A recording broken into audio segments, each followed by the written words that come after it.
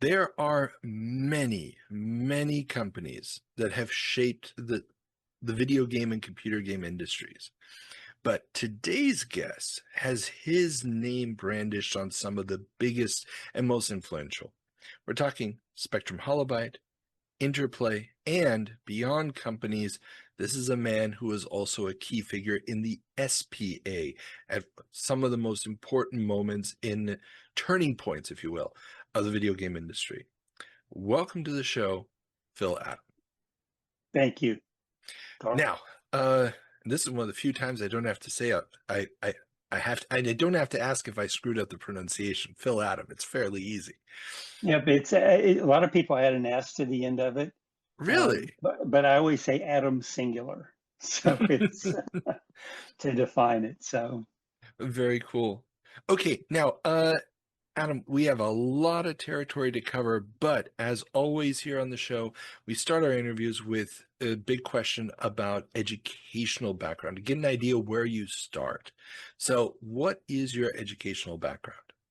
I went to Northeast Missouri State College after high school. I was more into sports in high school, and that was the big thing for me. I was a 3.0 student, straight B average, didn't do any better than that. I went to Northeast Missouri State University and was studying math and business and physical education were the three, and dropped out after about a year and a half. I hate to say it, but it was just kind of boring to me. And maybe it was because I was studying math, and I'm in the upper percentile in math. But even though I'm really good at math, it's not something I love. And then when I was in college, I got into programming and BASIC, Fortran, COBOL. And I always said COBOL decided my future. I decided I'd get the hell out of programming and into sales and marketing. So it was, and I'm a social animal. My mom, Irish, my dad, kind of Irish German, both very social people. My mom was a teacher, and I had her for a fourth grade teacher or whatever. So it's not that education wasn't important to me. It just didn't fill what I needed at the time. And just kind of later in life, Dad asked me if I'd ever go back and get my degree. And two of my brothers, one of my brothers in particular, who had his degree in master's, and my other brother got their master's, they said, Dad, you leave people like Phil alone, because if it weren't for people like Phil, we wouldn't get jobs once we got our master's degree. So it was more of the entrepreneurial spirit than anything. And,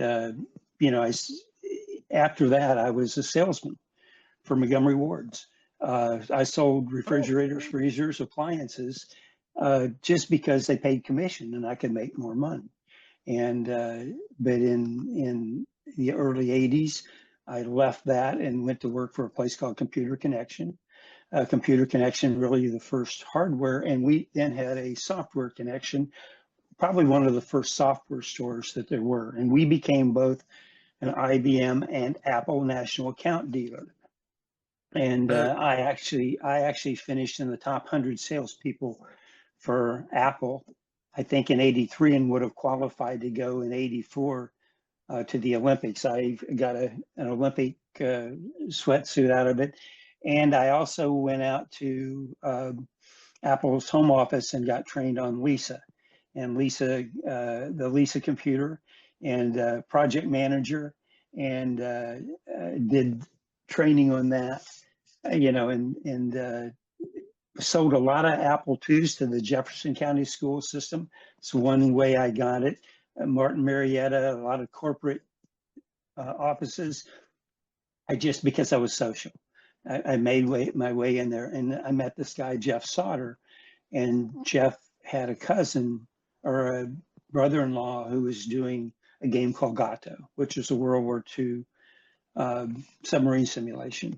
And so we started up Spectrum Holobyte, and that was late '83, early '84, and you know, Gato it was a fun game. People liked it, but we took our money and built 5,000 product and couldn't get any sales.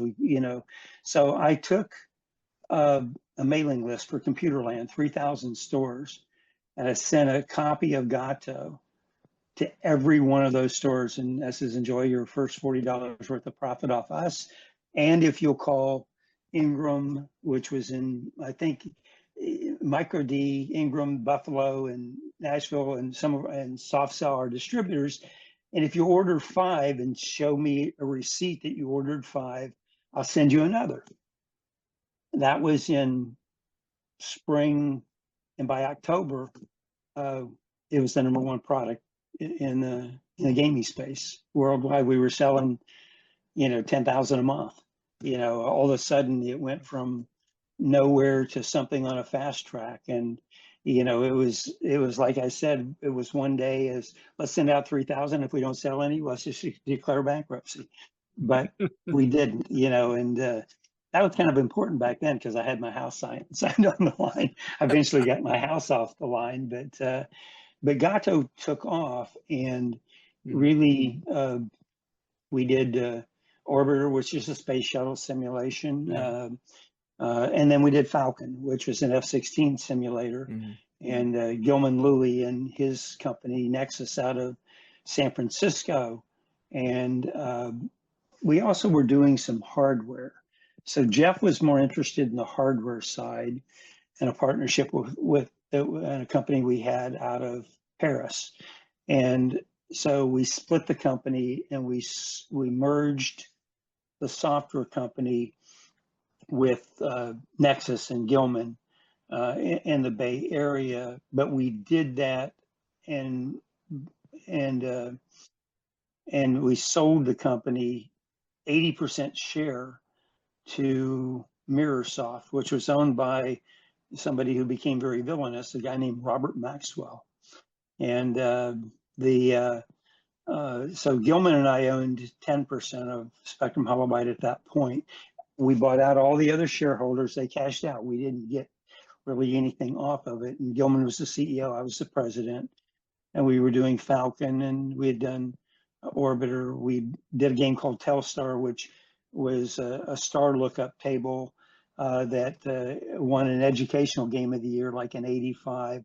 So we had a good pedigree. But I mean, along the way with Spectrum Holobyte, before we sold it, before I merged it with Gilman's company, I can remember being in New York, and it was tight financially for the company. And a marketing person asked me, do I take out this, 12-month ad thing with PC Magazine or one of the magazines and making a commitment? And I says, yeah, make the commitment. And she says, yeah, but what if we just don't have the money in 3 months or whatever? I says, well, if we have no money, they can't come after us. I said, so I guess if we go down, let's just go down big. So, I mean, at that point, big was relative because it's not like we were doing that kind of volume. And we signed a distributor deal with Mirrorsoft, and then eventually they bought majority share of the company. And that's actually how Tetris happened, was in those years as well. But during the Spectrum Holobyte, and immersion days. Mind if I interrupt for just a second? Because sure.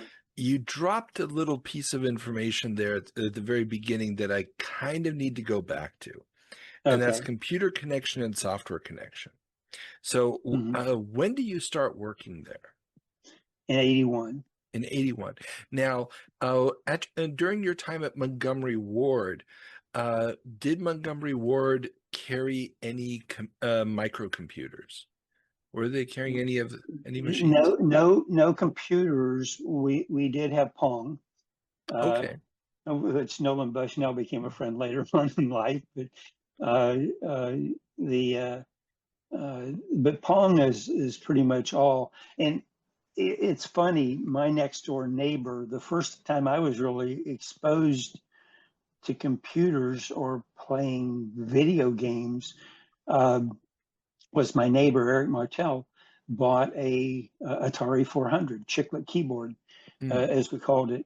And what really got me hooked, even during those early days, was a game called Star Raider on Atari. mm. And if you take a look at the design of Gato, where you travel to different quadrants or whatever, it's kind of what you did in Star Raider.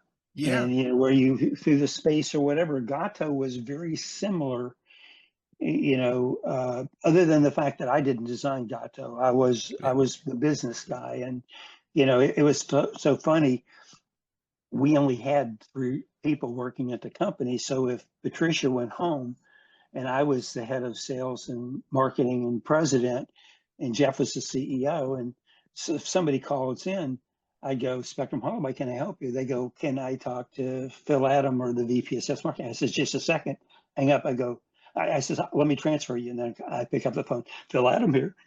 So, because we didn't want to make him think it was a big thing. And then we hired Marisa on. She was our head of quality control and customer support. And I remember Marisa coming into my office one time and said, there's a customer, he yelled at me and this stuff and all this. And I got upset with him and I told him a bad word or called him a bad word. And she said, I don't know what to do about it. And I says, well, do you have his phone number? Yeah. Picked up the phone and I called him. And I said, this is Phil Adam, the president. And he didn't know that there were only four people in the company. So he thought it was a pretty big deal. And so I said, I understand you and our customer support had kind of a thing. I think you stepped over the line. She may have responded in stepping over the line. And we don't want to do that. We want to be there for you. And he said, I apologize. We'll take care of it.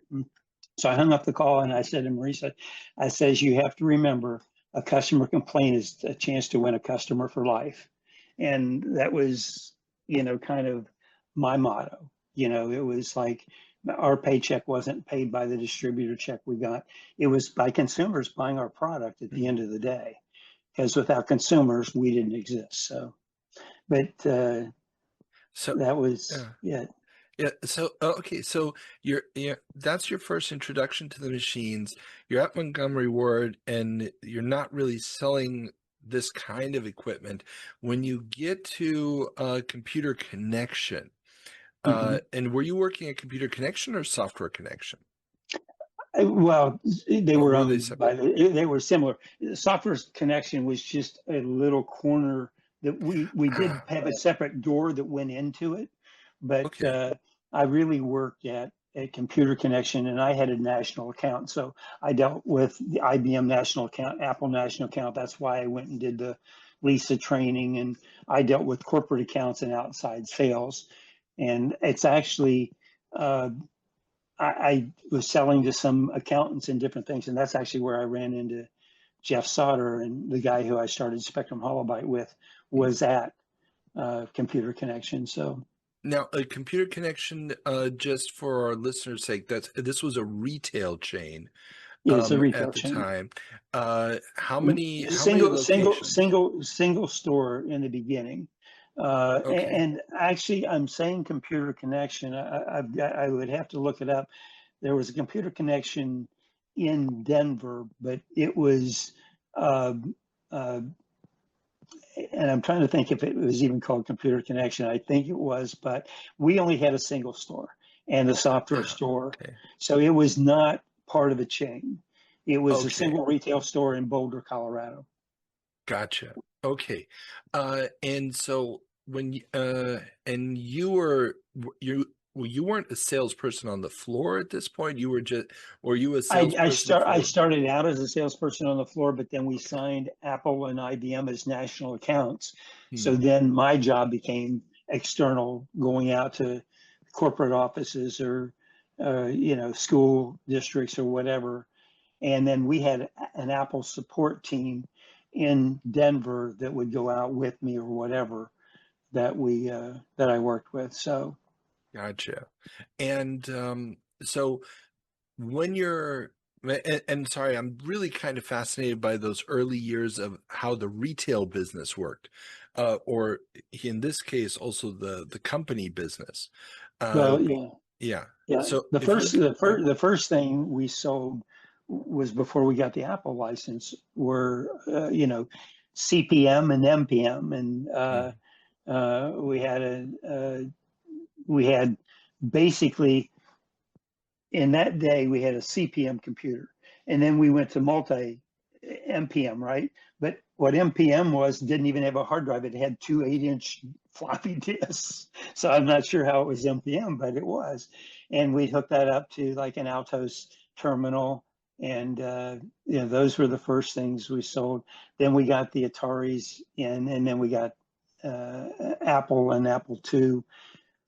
16K, big deal. mm, And then Apple III kind of became an office type system, and I sold a lot of Apple IIIs. I always kid people. I said that's why I had to move out of Colorado, because I sold Apple IIIs. But it had a great word processor called Word Juggler. But mm. I remember in '84 when I'd started Spectrum Holobyte with Jeff, uh, we went out to PC Fair in San Francisco, and I was speaking with one of the heads of marketing from Apple, and Seymour Rubin, who was the founder of WordStar. And they were kidding, and they were laughing about my $39.95 game or whatever. And uh, I says, one day gaming will be bigger than your word processing business. I said, bold prediction, but now we're a multi-billion-dollar industry, so maybe it wasn't so bold. Um, the and when we did one of our first interviews, it was with Philippe Kahn from Borland. I don't know if you know that name or not. And I've he run did across it. Yes. the interview with I think it was with Jeff, and Jeff was out there, and the computer, they couldn't get it working, and I'm on the phone with Jeff going, I think it's unplugged. So all kinds of fun things or whatever. But when we did our first PC Fair, we did that. I did a show called Maybe Micro in Norfolk.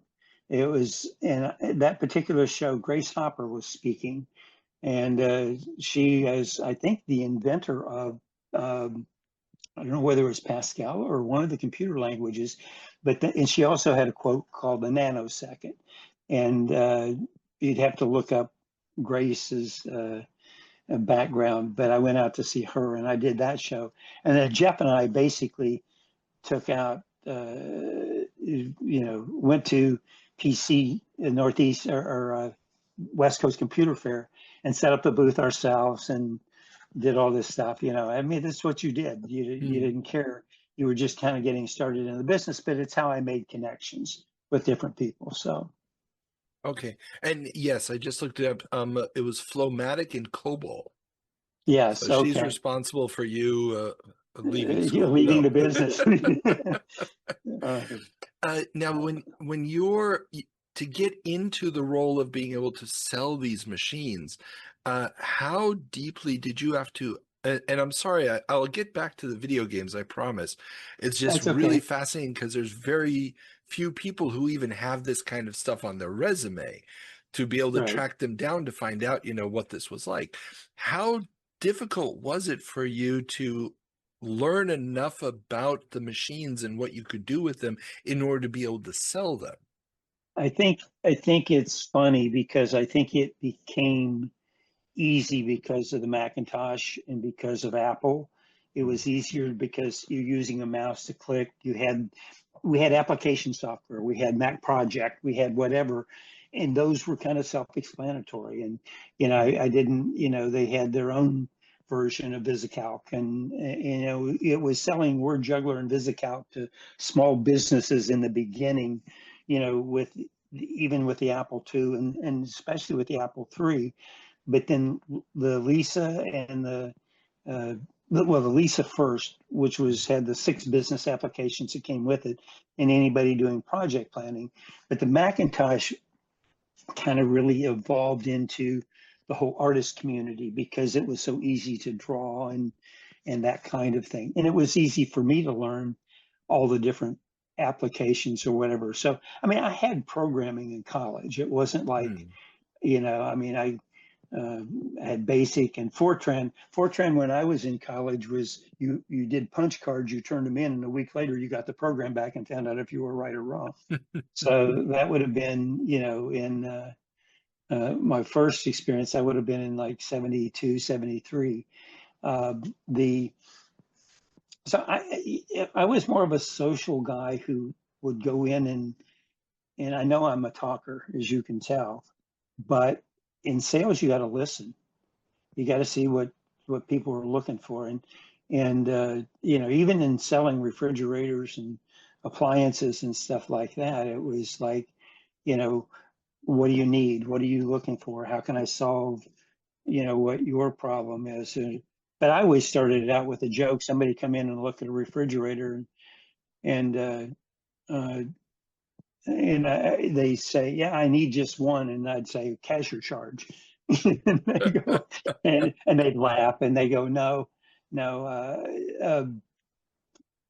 it's because I was a logic person in Montgomery wards. If somebody had a Montgomery ward charge card, the rate you would sell to that person was 7 times greater than if they didn't have a charge card.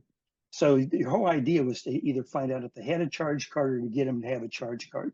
And at that point, you'd done most of your sales job. Then it was just getting them into what we called QFAB. And so I helped author a thing called QFAB, Question, Feature, Advantage, and Benefit. It was written, but I redid it for our group. And it was ask a question, tell the features, give the advantages, and what is the benefit to the customer. So that's how I learned to do sales. And it went hand in hand. The other sales class I took was a Xerox sales training class, which is what all salespeople take. But I don't actually believe you train to be a salesperson. I believe you are or you aren't. At the end of the day, are you trustworthy? Are you straightforward? And I would rather tell the truth and tell people and lose a sale than try to convince somebody that something they're not. And I don't know how many people came back and bought from me again, even when they didn't buy from me the first time, because they knew they get an honest answer. And I always said, even when I was evaluating developers and they'd submit a project to me, I go, somebody said, you say no very nicely.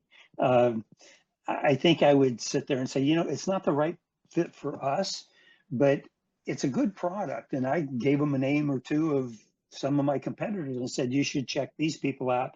And if they have any questions, have them give me a call. And I think that, we couldn't publish every product, but we needed stuff in the role playing area. We needed the Baldur's Gate. I mean, I did the original Dungeons and Dragons, and Brian used to call it D&D. It wasn't. It was AD&D. It was Advanced Dungeons and Dragons. D&D had already been done by SSI previously, and Don Daglow and some other people. So, we did. I did the AD&D, and we had the AD&D license for everything. But it became apparent we couldn't do all of them, so we just focused on Planescape and Baldur's Gate. So. Those were the two we focused on at Interplay. And I know I'm jumping ahead. No, that's perfectly okay. But I don't mean to. It's funny because being political, when I got into the video game world, I became involved in the SPA and the Software Publishers Association. We were members, and I was buddies with the executive director, Ken Walsh, and I got elected to the board. And is eventually I was at one point the executive director of the board of directors of the Software Publishers Association. And somebody says, well, what does that mean? I says, well, man, I shook hands and kissed babies really well. But unlike Bill Clinton, I inhaled. So, and it's so funny. I don't really broadcast it because I have voted Democratic before. I'm primarily Republican, but it depends on the candidate, but the overall agenda. But I served on Clinton's entertainment council, and I spoke at 2 different town hall meetings that he had and representing the entertainment industry was Jack Valenti, who was the president of the Motion Picture Association at that time. Jack's passed away. Uh, Tom Selleck, most people know that name. Tom represented the Actors Guild or whatever, and myself representing the entertainment software industry. And so we spoke, I think, in Atlanta and Nashville. And actually, Al Gore was there for most of the 3 or 4 days we were there, and then Clinton showed up the last day. And it's funny, the level of security that came with Clinton. I remember the first time I met Bill, and I didn't realize he was as tall as he was, and he an imposing figure, and hell of a salesperson. But I was going to give him my business card, so I started to reach in I was wearing a suit, where reach in and grab a business card. And he grabs my hand. He says, "You shouldn't reach into your suit when you're talking to me, because if you do, there's going to be about 4 security all over your ass, and you're going to be on the ground." So, but we basically sat there during his town hall meeting, and he'd ask us questions. And what our group was responsible for was a bill that got the V chip indoctrinated into TVs. So the V chip was a parent control where they could decide what their children. So you had to have a V chip, and that was our legislation that Jack and Tom and I got across. So that's about as political as I wanted to get. So but again, it was just meeting people. I was young. I didn't have a college degree, but you know, you have an ego, and you think you're probably bigger than you really are, and especially when you're young and you're cocky. And I figured I could take on the world. And Why not? but all I really wanted to do was, whether it be educational or whatever, is make a difference in people's lives for the better. And that's kind of how I was brought up. That's what my parents taught me. And that's kind of always been my motto. And it's probably cost me a lot of money at times, because I haven't thought of myself first. I've thought of others first. But I've had a good life. So what can I say? It's not the worst thing to have as an epitaph. No. Now, so okay, going back, We're going to have to do a 2 or 3 part series on this whole thing, don't you? hey, Because I'm a I will take storyteller. as many hours as you're willing to give me, because even beyond the headline stuff, all the other all the other companies you've worked for, I mean, you've gone into the MMO space and all sorts of stuff. There's like I said, a lot of meat on this bone, and I Yeah. want it all if you're willing to give it to me. So where did you learn about my MMO with Big World and all that? That's I on mean, that's on your is it LinkedIn profile. is it okay? Because I yeah, mean, that was because I was president of an Australian company traveling to Southeast Asia, and uh, we arrived in New York the day Shearson Lehman Brothers declared bankruptcy going public. Well, oh, that was pretty bad timing, huh? So that yeah. I've got some pretty good stories, but the biggest thing is you get through all of it. You just you meet enough good people, and I'm a big partnership guy. I'm big in not pretending I know it all, and know that there are people that are in certain areas smarter than I am, and you basically create partnerships with those people. And when you're running a company, the final decision and the blame comes to you, and shit rolls downhill. But at the end of the day, if you're not listening, because I can take what 10 people are telling me. I mean, I don't like running a church board where there's 15 people trying to make a decision. I like a bunch of people giving you thoughts and ideas, and ultimately you being the responsible party, or one of the responsible parties at the end. And I've never sheltered away from that. Sometimes you get a lot of blame for things that you didn't really cause, but that's okay. That comes with the title, right? That's it. Let's face it, it's the world is messy. I mean, I was a trial lawyer. I was criminal defense for most of the years. The moment that you believe things are clear cut, that actions happen in a vacuum, that's when you're Yep. divorcing yourself from reality. Yep.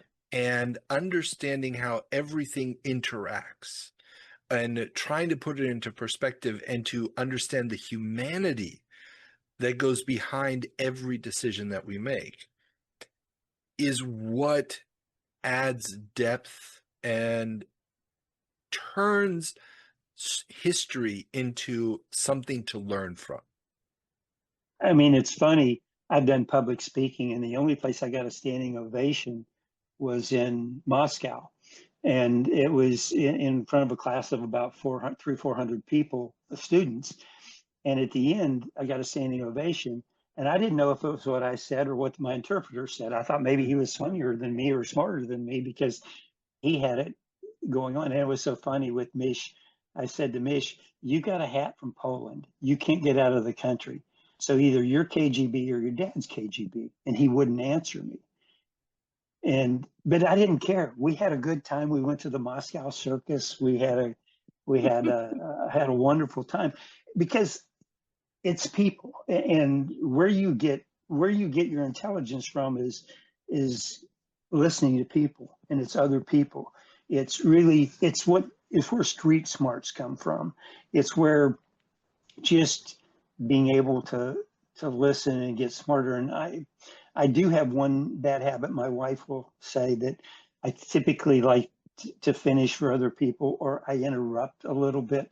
I try not to, but I think it was that little bit of hypergene I got from my dad. And, I mean, he made it 90 years and mom made it 96. So somebody said, "And what's one of your bucket lists?" I said, "I want to shoot under 100 on the golf course on my 100th birthday." So, I don't care if I have to have a cart to go around. I'll go there. But I like people. I'm fond of people. I think that. Do I trust? A lot of people say I need them to show me that they're trustworthy. I'm a little bit weird in the fact that I kind of start out trusting people and they unearn it, but I only give them a little bit. I don't give them. I don't give it to where whatever mistake that is can harm or do the company or whatever. Right? You have to be intelligent about how you do it. But I'm a pretty good judge of character. I mean, you can pretty much tell. I guess a bullshitter can understand and know a bullshitter, right? So I I feel spoken to. you're a trial lawyer. You know exactly where I'm coming from. A lot of people said I should have been a trial lawyer, but I don't know. I'm not very quiet, so I don't think I'd be a good robber or thief because people would hear me. My wife tells me that often. I'm a little too loud. So anyway, I digress. No problem. No problem. Okay, so the and I do have to ask, so they send you to on the training for the Lisa.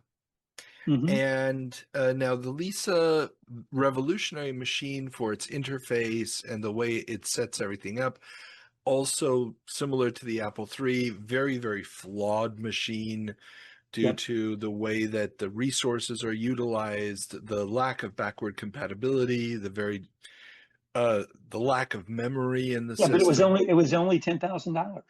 Oh, and only 10,000. Yeah, exactly. And this is 1982 or 83 money. Yeah. 82, 83. That's Yeah. right. Because the Macintosh was 84. Exactly. So my question to you is, you're looking at this as a salesman. What's your reaction to We this didn't know machine? we didn't know it was so flawed because the applications worked. People using Project Manager, you know what? Is it is it a bad deal if somebody thinks they got a good deal? And I didn't know I was selling them a bad deal. It made it very easy for them to get tasks done, to get their spreadsheeting done, to get everything done that they wanted. So I think most of the people, whether it was the Apple II, Apple III, Apple II was different. It didn't have the memory. It didn't have some of the things that Apple III had. Apple III was very good from a word processor uh, and spreadsheet standpoint, and that was it, nothing else. But if that's what you needed, I mean, that's what the guys from the tea company, the president of the Celestial Seasonings, Denny, used to tell me. He says, it's doing everything I want to do. And they used to run the Celestial Seasonings, the Red Zinger Byte Classic, and they did all that on computers that I sold them, and they were happy with it. So they didn't see it as memory limitations because nobody knew. It was microcomputing was new. So people thought it was, they didn't have to buy a mainframe. They didn't have to learn a programming language. The applications were fairly easy. And therefore, most people were pretty satisfied with their purchase. And the Macintosh really changed that because it made became a tool then, a tool that a lot of people that could use or whatever as well. And I mean, I'm sitting here with a Mac, was the computer right above me, and I've had the PCs before, but I prefer the Apple products. A lot of people, if you're doing coding or whatever, don't. So it really depends on what you're used to and what you're doing. But I didn't really feel like, I mean, nobody kicked me out of town. Nobody sit there and said I did a bad thing. And we had PCs too. And so some people would take and go the PC route. We had a big IBM plant there in Boulder. But by 84, I was already had started Spectrum Holobyte, but I was still working at the computer store. And, you know, and because I sold a bunch of Macintoshes, and I wish I had my original Macintosh. It was under a serial number 1000, and I don't have Oh, it wow. anymore. I should have had that, but anyway, it is what it is. So in 84 really is when I was leaving that and getting into the, Gato and starting Spectrum Holobyte with Jeff and Mike Franklin, the accountant guy, were the three of us that were founders. Jeff started it, and about a month later, we put our houses on the line, so we got listed as co-founders. So, Gotcha. Okay. and at that point, we split up the ownership of the company. So Now, and this brings also, so when you guys are starting this, you've obviously interacted with published software as a salesperson. What was your understanding of the business of packaged software at that point? Were you aware of the kind of the distribution networks that pre-existed? Were you aware of the other computer stores, and how many of them were chains, how many of them were mom and pops at the time? How aware of the market were you at the time that you guys found Spectrum Holobyte? I was just really more, I mean, Computerland was a franchise. Really, we did a lot of the research after, I didn't really deal with Soft Cell or Ingram Micro or any of those people before I became head of sales and marketing at Spectrum Holobyte. It was just, I knew Computerland had 3,000 stores, and that's why I chose them, to send it out. And it was a PC, and they sold PCs. So, I mean, it was fairly simple. And they started selling software by 84, 85. So I was able to send those products out. And that's really how I got the distribution deals with Buffalo and the Ingrams, and I think it was Micro D at the time. And First Software was in Boston, and Soft Cell was in LA, and then Softcat after that. And it was just a matter of getting that distribution out there. And then we did a lot of, at that point, print advertising and print magazines were big. So we were getting a lot of reviews on Gato, and on, I think it was, he's gonna kill me for forgetting his name, but the reviewer said it was the zealot of computer software games. Gato was, and it was really a lot of fun, and it wasn't one of these sophisticated simulators where you had to learn to fly and do whatever. It was just some easy decision making, and do I take myself below water, and and do I have to go to battery once I get below 20 feet, and then the depth charges coming in, but you'd hear the noises, but you wouldn't see them or anything. So, and we made a historical value behind Gato. The actual ships that you sunk were ships that were sunk, Japanese ships that were sunk during World War II, and the points you got were the exact tonnage of those ships. So we tied that in to make it have somewhat of a historical value rather than just a bang bang shoot 'em up. And Gato, which is Spanish for cat, was a class of submarine. The prior to the nuclear submarines was a Gato class. It was called Gato. We called it Gato because Spanish for cat. And we won marketing awards because our first three products, Gato, Falcon, Orbiter, we used a single word, and we used it was cut in half, and like in the zero of the Gato was a periscope. And and we 3D beautiful cat that Andy did back in Boulder, great artist there. He actually when Reagan did his mock-up of the satellites and this whole thing to scare off the Russians and Star Wars thing, he did all that. Oh, really? I knew it under non-disclosure that he was doing that for the president. So it was really, so he was good. And then he did the Falcon and the 3D display and the feathers and stuff. And Orbiter, when Orbiter, we used a hologram, and the first 10,000 packages, that was an expensive package. Wow. The first 10,000 that we sold had a 3D hologram on it. And I think it was Jeff and I were in San Francisco at the gaming fair, and we saw in this Space and Science Museum a picture of a window with planets in the background, and we made that our picture. And then we had the space shuttle flying around it, and our theme was Orbiter, the window to your mind. So, and we weren't even on drugs then. Well, not a lot.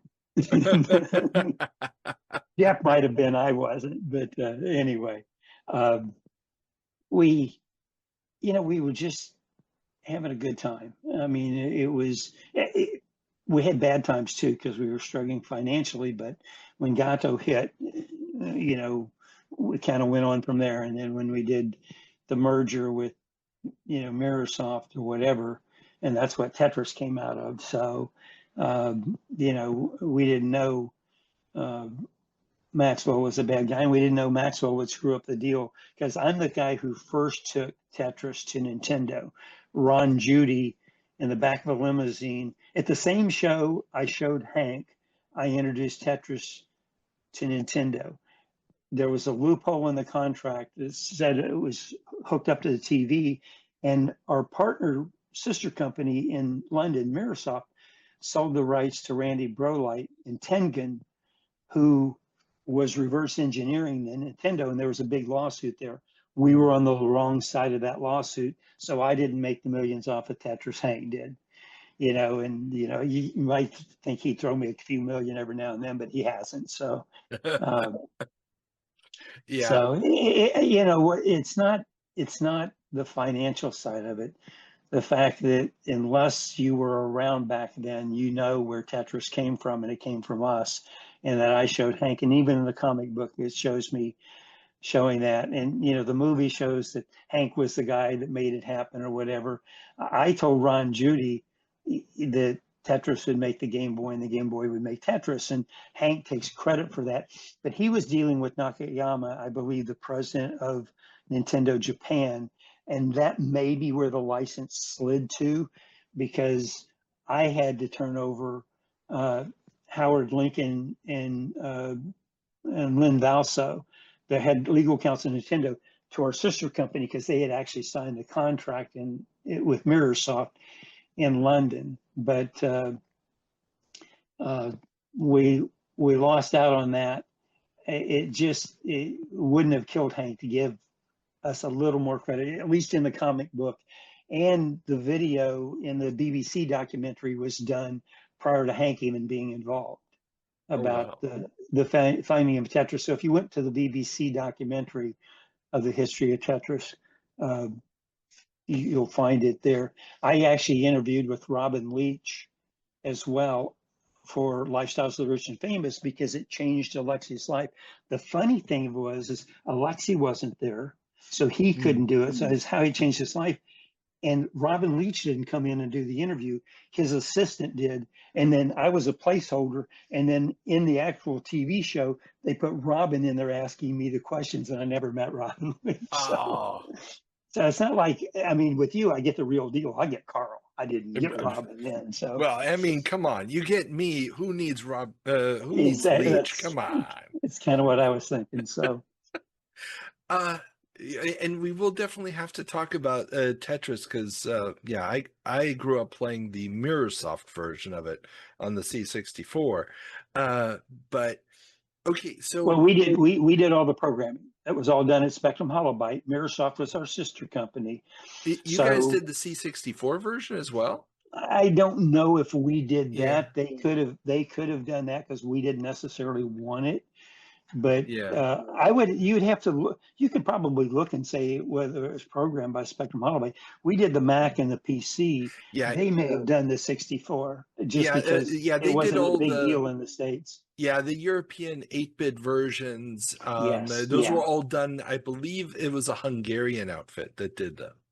there Uh, might have been. Yeah, and the C64 one has one of the trippiest loading screens you will ever see. I It bet. would make the early Spectrum Holobyte covers very proud. Okay, I'll send you a link to it later. It's okay. weird. Um, okay, so you've got this imagery. You've produced the first few thousand copies of Gato. You're getting the game out there. Now what is your calculation of the number of titles you need to be producing or the frequency of titles you need to be producing in order to make this a viable business? Because Right. regardless of how good an individual game is, it's still an individual game. It is, but you also got an office with 2 offices and 3 employees. So it's not like Mm. we had a lot of overhead, and we paid a royalty on Gato to the programmer. So we didn't have programmers or whatever, and they did the testing as well. So the when we did Gato, I signed Orbiter, which was the education product of the year in either 84 or 85, the Telstar. I mean, Mm. and then we did Orbiter, but the big deal on Gato was I think I spent $10,000 getting it ported to the Mac, and it really took off on the Mac. And Yeah. then we did uh, Falcon. Really was our next big sign, and that was with Gilman, a third-party company. And Gilman was talking with EA, but on the PC they said it has to be 64K. It can't be 128. That's too big. And I let Gilman do 128. So so he signed with us to do Falcon. We made enough money to pay him advances on royalties, and then he wanted to do the space shuttle simulator. But at that point, it was tight financially, making it, spending the money on marketing, and the I'd gotten elected as on the Software Publishers Association board, and so I was making connections with other companies, and I'd speak to Trip Hawkins, or I'd speak to Ken Williams, or I'd speak to other people, and I learned the business because just like me talking now, they love to talk about themselves. So I Mm. just sat back and listened, and they told me, they spilled their guts about their business and business models and who the distributors were. So I knew who to go to. I knew who to talk to. I knew where to go to get it done. And then I went out myself. Then I hired some sales reps that were in tight with them. And the C64 version, I hired Marv Levy and who could deal with Toys R Us. Toys R Us was a big chain, Mm. and that was huge volume. And different things like Walmart really wasn't into it back then. So it was Computerland and a lot of the mom and pop shops and the distributors. And so it Gotcha. just kind of it took off. So it was more of a trial by error. It's not like we sat there and said we said we need to give away 3,000. We need to keep 2,000 and sell them, and that way we can get another paycheck. Gotcha. And then from there, we were getting these orders, and then we could get a bank line to build product because we had the orders to support it. And I was even with Toys R Us. They had net 60 terms, but I gave them a net free discount on 30 days.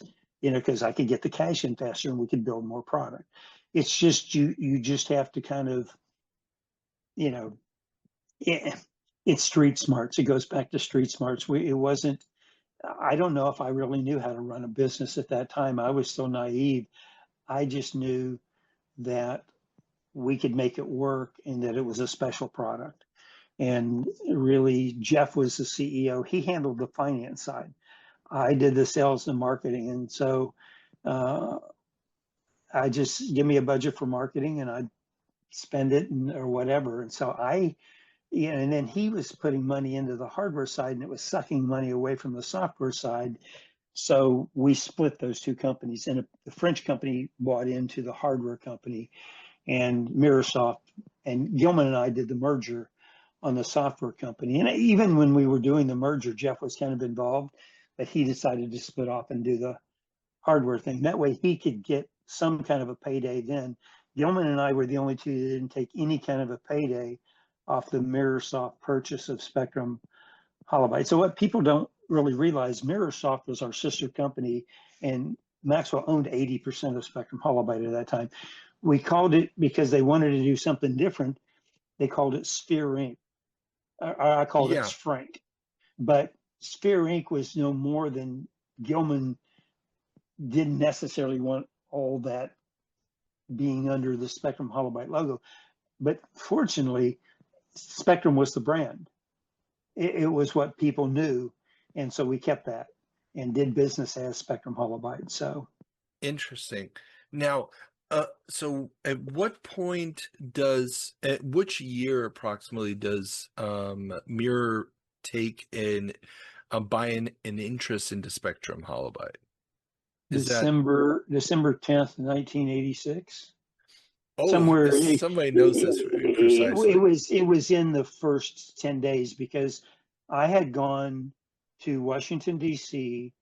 to meet with the William Morris Agency and Tom Clancy about acquiring Red Storm Rising. And we put a bid in and won the bid.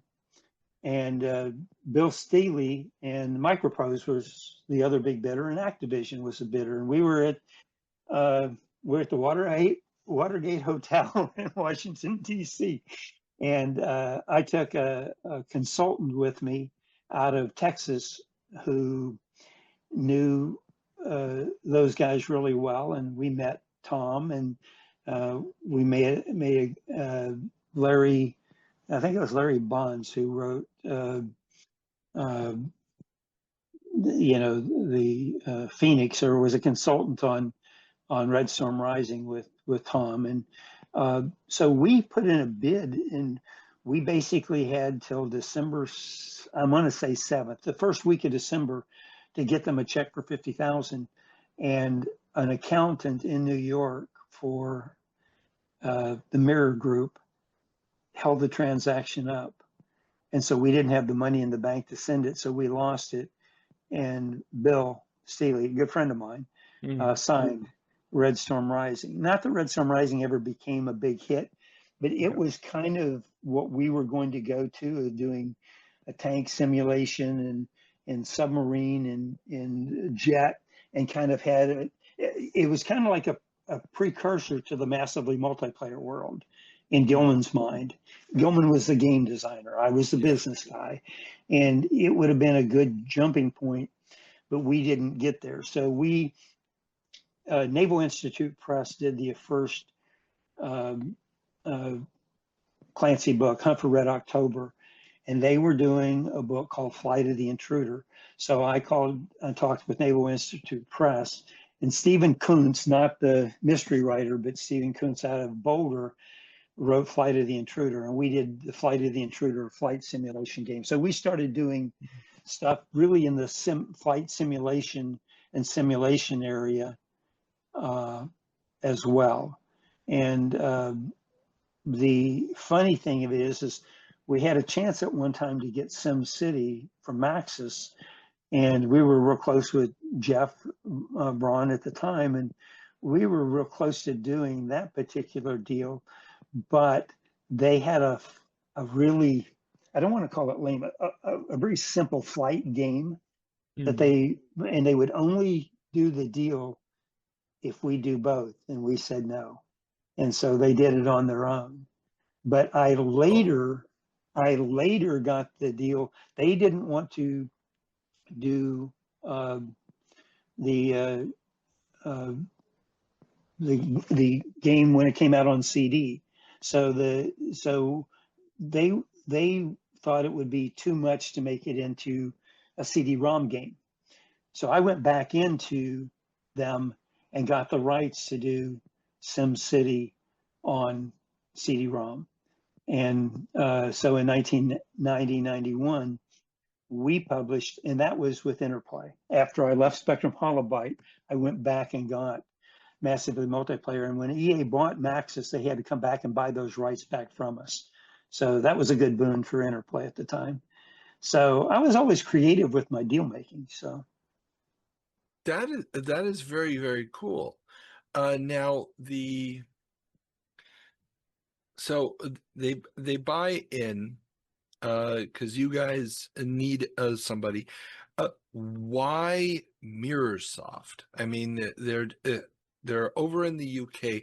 Did you have were they already distributing Spectrum Holobyte software? Barry, who was our agent at the time, had introduced us to MirrorSoft, and and they became our distributor. Jim McConaughey, Gentleman Jim, he was known. He passed away a few years ago, but Gentleman Jim, we did that deal with Jim, but Barry Friedman kind of put that deal, the distribution deal together in the beginning. And so, and it was MirrorSoft who knew Robert Stein, who we did the Tetris deal with. And and it was funny because when there was a flaw in the contract that said we had to renegotiate TV rights because Kevin Maxwell went over there, and I wasn't allowed to go on that trip. They didn't want to spend the $3,000 in expenses on me going, but it probably cost MirrorSoft and Maxwell multi-millions of dollars because they lost the console Tetris rights because of it. But Hank was smart. He figured out, who Stein was, and he went and got Stein, and basically he took Nintendo's multi-million-dollar offer and made that happen, with the Russians. And he went to, if you look at the Tetris movie, but we had sold the rights. We were doing a deal with Hank, and then I guess Gilman got word that MirrorSoft had done the deal with Randy Brolight and Tengen. And I didn't know till years later when Hank told me that Gilman called Hank and said, we can't do the deal with you.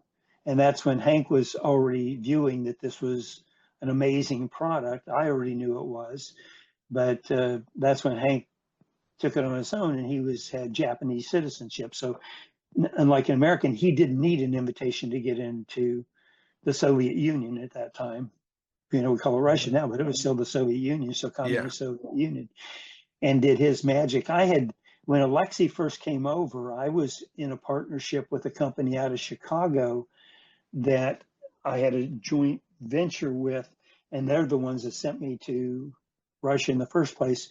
And we brought Alexei over, and we had hired a Gorbachev lookalike and a Reagan lookalike at that PC fair where I showed Hank, and that was Alexei's first view of America. So the first city Alexei saw in America was Las Vegas, and it Damn.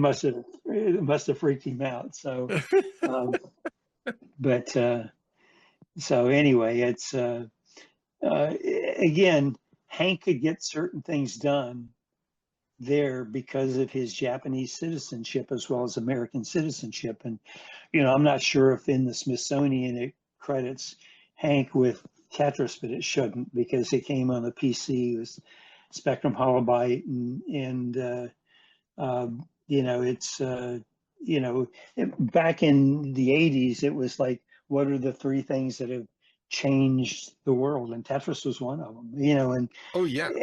when we did in 87, I think it was, I think it was 87.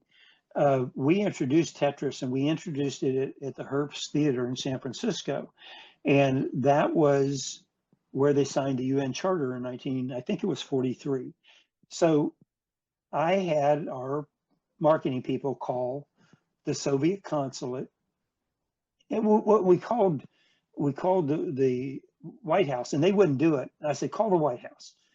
The White House referred us to the Soviet consulate in San Francisco, and probably the number 3 Soviet dignitary at that time, at least out of DC, was there. And so he joined us at the Herbst Theater, and we introduced Tetris at the Herbst Theater. I'm sure there's video footage of the news council.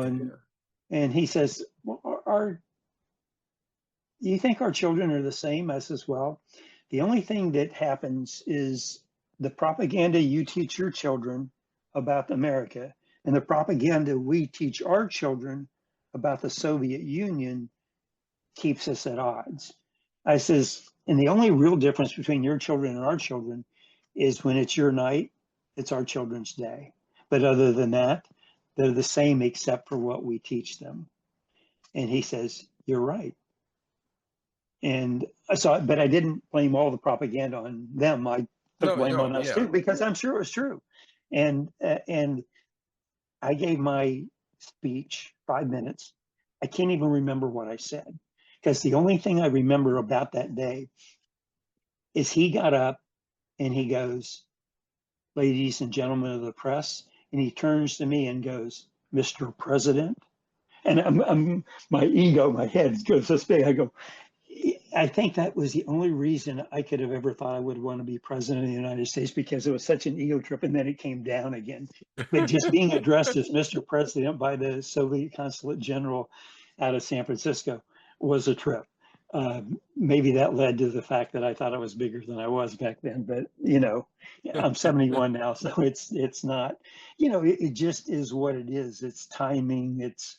That helped propel Tetris to become, the #1 product on PC before it even went to Nintendo. And what was special about Tetris was its simplicity. It's absolute simplicity. The mind remembers 7 plus or minus, and there's 7 different squares. They're all 4. Alexei came up with the name Tetris because tetra, it means 4. Was it 4? 4, yeah. And is was the end of his favorite sport, tennis. So Tetris. So that's how Tetris got its name. Yeah. And we did the original box was the Russian thing, and we even in the original PC version, the 17-year-old kid flew from Germany, flew a plane and landed it in Red Square, and they were embarrassed by it. We put it in the introduction of the game, and the Consulate General said, that's the only thing we really don't like about it. And I says, it gives the American people perspective about the Soviet people, that you have a sense of humor, which American people have never viewed that about Soviet people because of the Cold War. I says, so it somewhat gives your people personality, and it makes it more acceptable. And he bought that. I don't know, that might have been my bullshit line, but it was true. It was absolutely true. So That's the Tetris story. I'd like to get some perspective on Maxwell from you. Just, what did you interact with the man himself at any point? Twice. Twice. And Memorable. Um, I the don't want to I don't want you to have to disparage the dead or anything. It's just he especially here in Europe, he looms large because Microsoft was just the smallest fraction of his empire. Yes, yes. I And mean, so, yeah. when I came back from uh, uh, Russia, when we had to re-sign the license on the PC side for 10 additional years, and I came back and I had to have his signature, and I went in and got his signature. But while I was there, and so I met him like for 30 seconds. He signed it and said, "Good job." And I'm thinking that's the only good word he ever said to anybody in his life. So I didn't want to see him ever again, right? But he was so intimidating. He went down, one of the stories about him was that he went down to the Xerox machine and asked the Xerox, it was the Xerox guy was there fixing the machine. It wasn't somebody who worked for him. He asked him to make a copy. And he says, well, I just fixed the machines. And Maxwell fired him on the spot, and they say he paid him a month's salary. The guy walked out. He didn't even work for Maxwell and walked out with a month's salary and was a Xerox employee. Now, I don't know if that's a true story, but that's the kind of intimidation he wielded. He was coming to LA, and we were trying to get the company to survive, and they had bought the 80% of it. And I had a multi-million-dollar deal going on. And they said, you drop everything, you have to fly down to LA and meet him.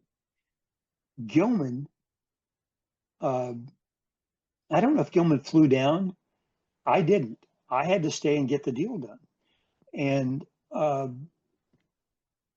he didn't show for the meetings. He didn't come to them anyway. But his daughter, Christine, was on our board, and she was in Berkeley. It wasn't the Ghislaine one. So it was Christine. I met Ghislaine, but it was Christine. And Christine says, why didn't you go to the meeting? I says, because 80% of his company was in trouble, and I had a chance to rectify that with one deal. And I felt like it was more important for me to save the company than it was to fly down and shake his or get scolded by him or whatever. And she said, that makes sense. And I never heard from him again. So I met him, one handshake, interacted by not going to meet him, and explained it to his daughter who was on our board, which got me out. But I had one lawyer inside the company who told me I was too nice a guy to ever be successful in this business. And that was a Maxwell guy. And kind of after my 4 years contract had ended, I then went to Interplay, but I really wasn't willing to sign an additional longer term contract with them. And I don't think they really felt like I added much because I had a different vision. And I don't think Gilman, he and I are friends to this day. Mhm. I think he appreciates what I did with Tetris. When he looks back at it, he appreciates what I brought to the table because he was a typical programmer guy, not just a business guy, and thought of himself as that. I think when he looked back at it, he and I are friendly today. It's just he respected what I brought to the table more than he maybe did at that time. You know how partners are, right? Oh, of course. There's a jealousy or whatever, and it is what it is. So, Hmm. and he was the programmer of Falcon. So I had my executive producer or VP of development push him hard to get Falcon done, and it took an extra year. And so it created some friction. And we only brought like 6 people out from Spectrum Holobyte out of Colorado, and we merged it with Gilman's company. So all the secretaries and everything, they were all very protective of Gilman. So I was kind of like the other guy. So, but it was an interesting dynamic, not one that I regret because, we sold, Spectrum Holobyte and Microprose bought it eventually or whatever. And uh, but at that point, Bing Gordon, who is a big deal now, introduced me to Brian Fargo, and I went down and joined Brian when they were just a developer and changed them out of a developer into a publisher. Yeah. Now, I do have to ask about the financial impact of Tetris as a PC title.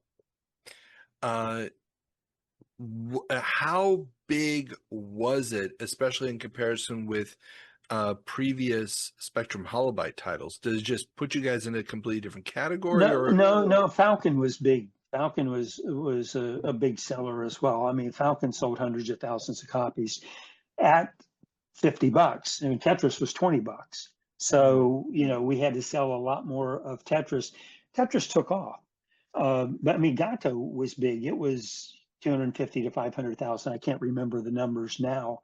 Falcon was multi-hundred thousand. Flight Simulator kind of tailed off after the original Falcon, like for Falcon 4, but I wasn't part of it then. But Tetris was big, and we did big business. The European version didn't do so good, and that's what kind of got us in trouble. Is that we were paying our money into Mirrorsoft. Well, they weren't necessarily putting that money back to the Soviet Union. So when I wanted to get an extension for 10 years on the PC, I took all the royalty monies that we gathered and took a check to Moscow and presented it to Belikov. And I got the 10-year extension. It's interesting to negotiate with somebody when they've got two people with the equivalent of M16 standing behind them. And it's a good thing I was a naive kid from Missouri who didn't really think about it, or I'd probably been scared shitless. But, I think in business, entrepreneurs, when they first start out, naivety gets you past certain things, where if you were logical or really smart about business, smarter than I was, you might not have done them. But I did them because they weren't big risks, because I always thought I could start over again. But I was a conservative entrepreneur. I wasn't the classic big risk taker. It was a little more calculated, I think, because of my math background and my business background. So it was a little bit of entrepreneur, a little business mixed in. And I think that served me well in my career. I can definitely see how that would be a huge advantage under those Yes. circumstances. At one time when I was at Interplay, I sat there and I said I was going to take legal classes, and Chris Kilpatrick, who became our president, because he'd been around public companies and I hadn't. So I stayed as an executive VP or executive VP of business development. I thought I should be president, but Brian named Chris Kilpatrick president. Lawyer, he'd taken a company public, so he was probably better suited for it than I. And I told Chris one time that I, really thought I should be a lawyer. And Chris said, no, you shouldn't, because you fit that balance between what the customer needs and what we need. Whereas a lawyer, I'm all in it for us. And you probably get deals done that very few other business people can get done, because you're sympathetic to what their needs are as well as ours, and can figure out what works best on the business side for both. So that's what it is. No, I totally see that. It's also one of the reasons why I never really did too much in the area of civil litigation, just because, right. You kind of have to be all in for one side, and that's a difficult thing to do. It takes a very specific type of personality. Alexei comes over. Now, he has no ownership rights at this point. What was this, like 1991, 92, somewhere in that area? We originally signed the deal with Alexei and Academy Soft. which was part of the university.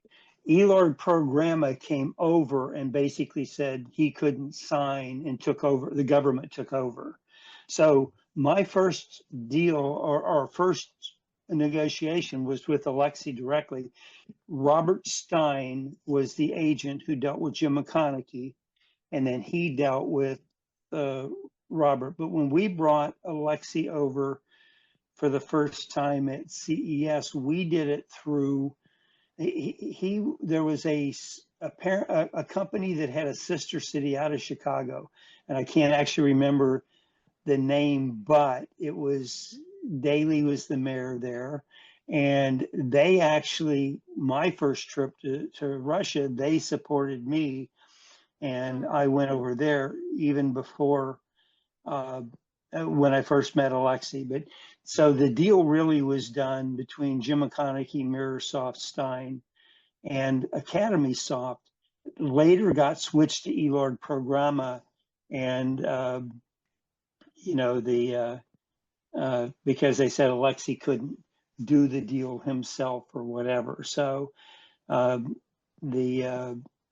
So now the rights that you're buying then through this meeting with Alexei, is that still the Tetris rights, or are those Tetris still with Academy? And this is all Tetris. I mean, it's all still Tetris. Yeah, we did a deal with Alexei with Tetris 2 years before Hank ever met him. Okay. Oh, okay. So let me just get it straight, because my understanding was always, and most of the people doing, and let's ignore the Tetris movie, because it's an extremely problematic I've never film. watched it because it's 3 years after Tetris. Tetris had already won Game of the Year on PC at the SPA Awards in '88, Exactly. 2 years before. And I'm the person that introduced Tetris to Ron Judy. He was the president of Nintendo Europe. In his limo going to the airport, he gave me a ride, and I started dealing with Howard Lincoln and Lynn Valso. I then had to turn them over to Jim McConaughey and Peter Bellotta because Mirrorsoft signed the original deal with Alexei through Robert Stein.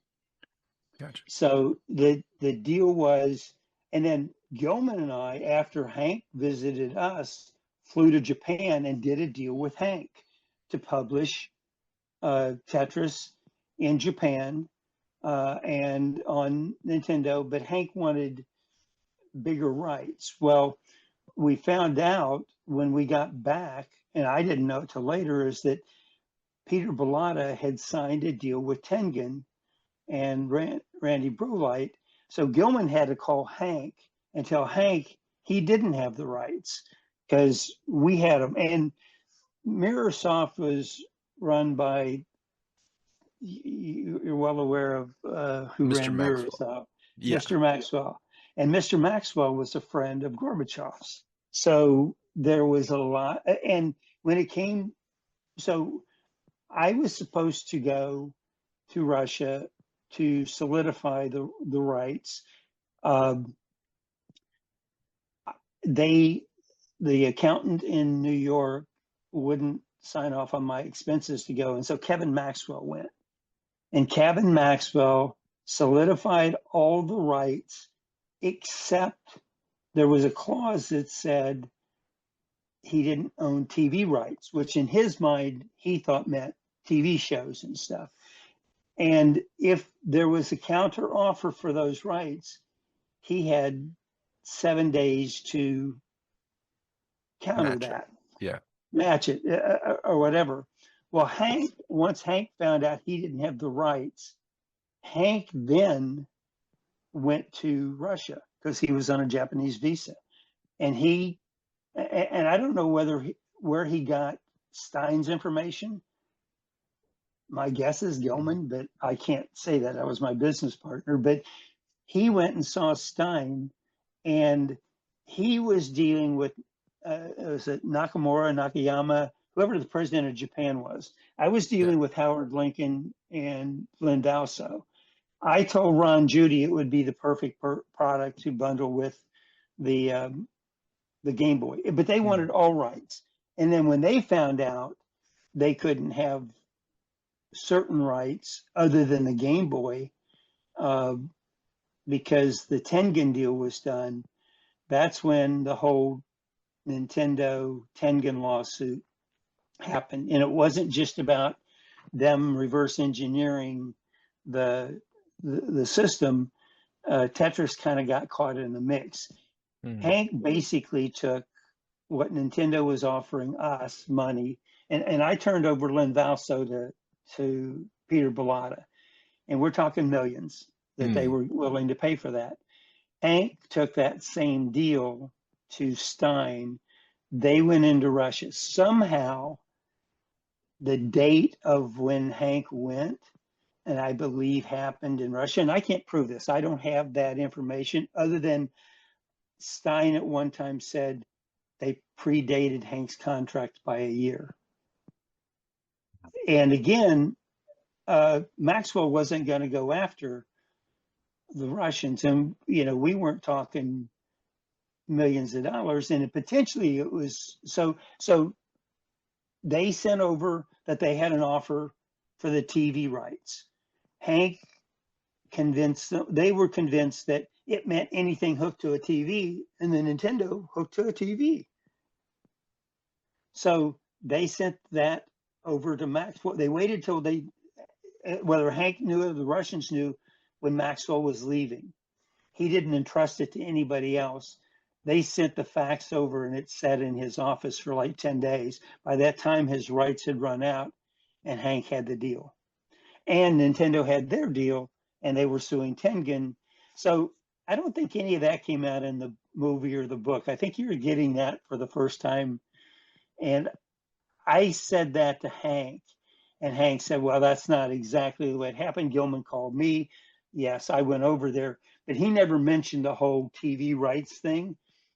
But I think Nintendo wanted Hank to win at that point because it meant they got Tetris exclusively on the console as well as the Game Boy. And basically we're paying Hank the same amount of money. Well, that money turned into Hank having the rights. He didn't have to worry about it. He then formed a partnership with Elector Programma. So he didn't have to deal with Academy Soft and Nikolai Belikov. And so Belikov and Alexei and Hank formed the Tetris company in the States. So I think they cut Belikov in. I don't know that for fact. Only Hank would know that. And then once it became the 25th anniversary of Tetris or whatever, Hank basically just cut me out. Even though if you go back to the comic book, it shows Hank's first introduction was through me at that CES. And that was a year and a half to 2 years after Tetris had already been published on the PC. Now, the transfer from Academia to the second company. Elog Programma. Yeah, thank you. From Programma. Academy Soft.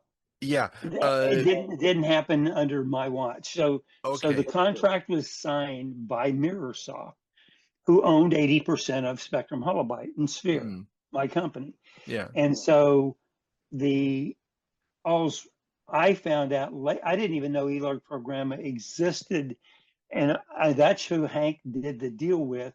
And he chased down Belikov. And I mean, he had to chase down these people, but he had a big check. So they figured out, and Stein figured out he was getting more money than the original Tetris deal, which was signed for, probably not mentioned very many places, $11,000. Yeah. So it was stupid, but Stein basically, and Stein and Jim McConaughey were good personal friends, so I didn't get in the way of that. But Stein, for money, or maybe Stein never had control. And what was never really said was when we first tried to deal with Stein, he tried to convince us that we didn't even need the Russians, that we didn't need it, that it was a public domain product he'd found in Budapest through this other company, And we wanted the whole marketing hook to be the first ever contract between the USSR, the Soviet Union, still communist Soviet Union, and America. And Hank wasn't part of any of those decision makings. And if you look at the original programming, the PC version had the 16-year-old German boy that flew a biplane and landed it in Moscow in Red Square was in that version. They didn't like it, but it was in that particular version. So Tengen was the first. They did a version for the Nintendo that was split screen, and people said that was maybe the best version. We didn't program that. Tengen did, but that got shut down with Nintendo. But I did take the product to Ron Judy and got the ball rolling with Nintendo. Hank just took it over, and I think the US let Japan take over because they figured out they could get around the whole Tengen thing. Oh, definitely. Now, I don't know all of that for fact. Hank alluded to it, but that's pretty much what happened. And it wouldn't piss me off. I mean, Hank ended up then sold the rights to for the mobile company and his company for like 360 or 600 million, of which most of it was 10-year rights for Tetris. Jamdat, I believe, who got bought by EA. And so Hank became a multimillionaire, and I did not. When I sold my shares and Microprose or whatever bought Spectrum Holobyte, I think I made $300,000. Yeah. So the whole Tetris thing was kind of a clusterfuck, and it got caught up in the whole Tengen stuff, and Maxwell could have gone back and sued, but if he would have realized that if he would have sued and had the rights to Tetris, it would have probably saved the Maxwell company rather than them going bankrupt, rather than him stealing all of the retirement funds from all the people in the UK. He would have probably saved the company just off having those Tetris rights and the hundreds of millions it brought in. Oh, definitely. And then, somebody says, well, Alexei didn't get anything from you guys. Well, Alexei got movie recorder. He got stuff that Gilman and I gave him when he was over. But Alexei came over, had dinner in my house with McConaughey, and came over to the Bay Area long before Hank was ever in the picture. And again, Alexei doesn't allude to that because in the Tetris company, he probably got paid very well and made money and ended up moving to Seattle, ended up working for Microsoft. So Hank did take care of Alexei because Hank was on his own.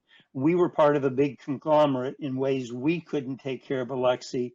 So Alexei's life improved probably more because of Hank. And so for that reason, I was happy for Alexei. But I don't know if I would have done anything any different if I was Hank when, Gilman and I signed a contract with him, and all of a sudden Gilman calls and tells him, we don't have a contract. And he'd already started development on it. He believed in it. He knew Nakayama, and he could get into Russia easier than we could. So I don't know I don't think he did it to screw us over. I think he did it to take care of himself. The sad part is he doesn't really give credit where credit's due, which I think will come back to bite him in the ass someday. I hope.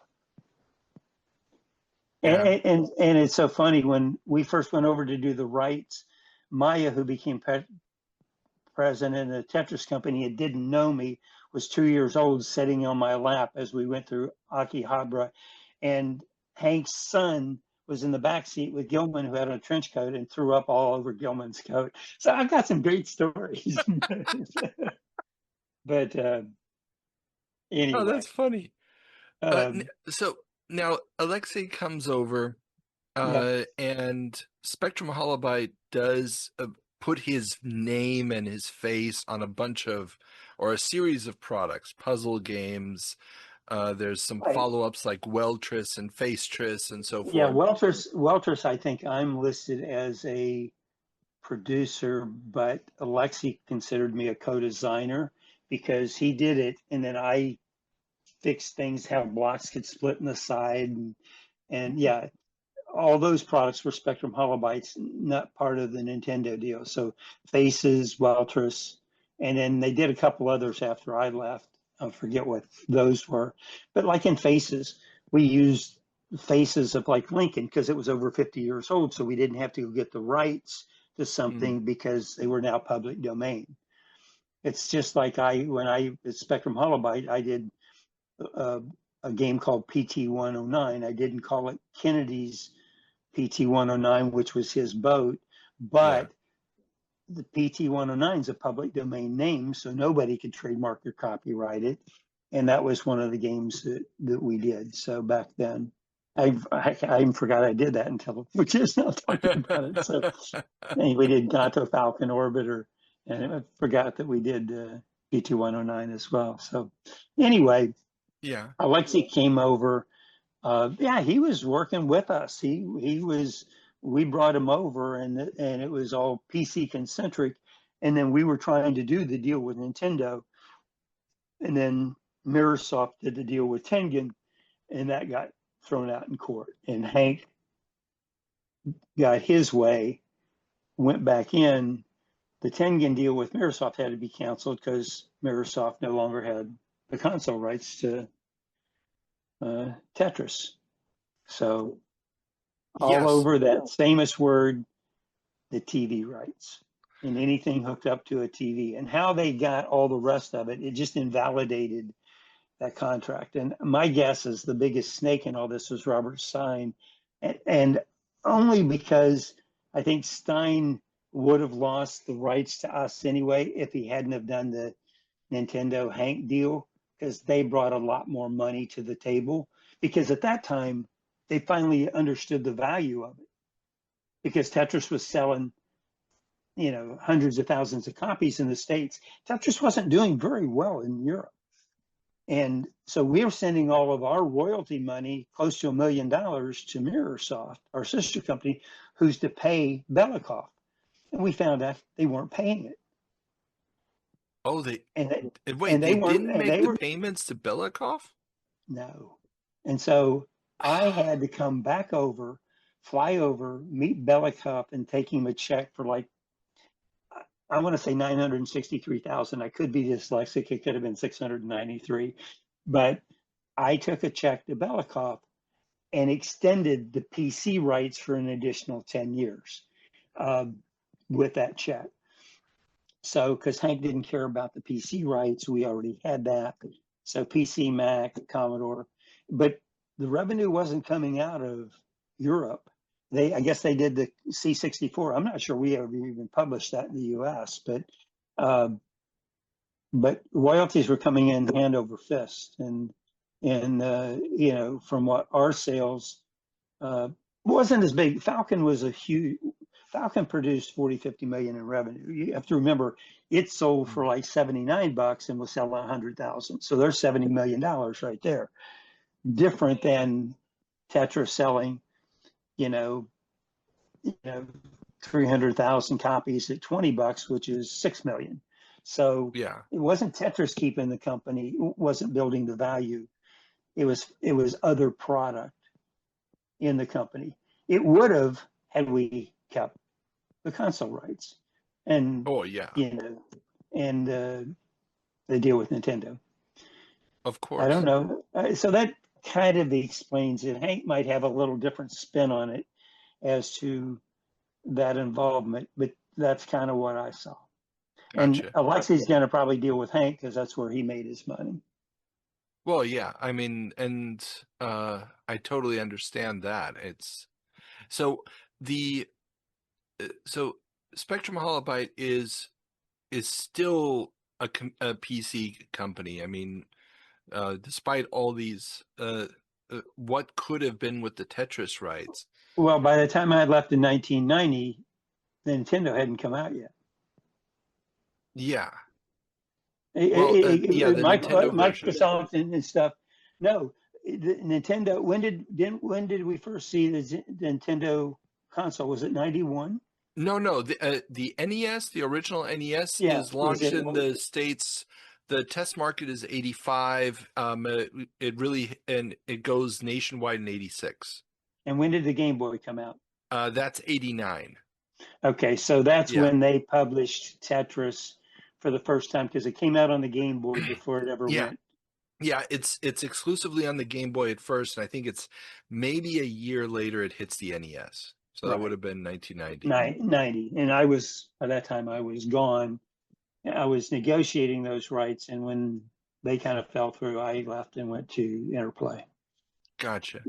Now, when you leave Spectrum Holobyte, and decide to go over to Interplay.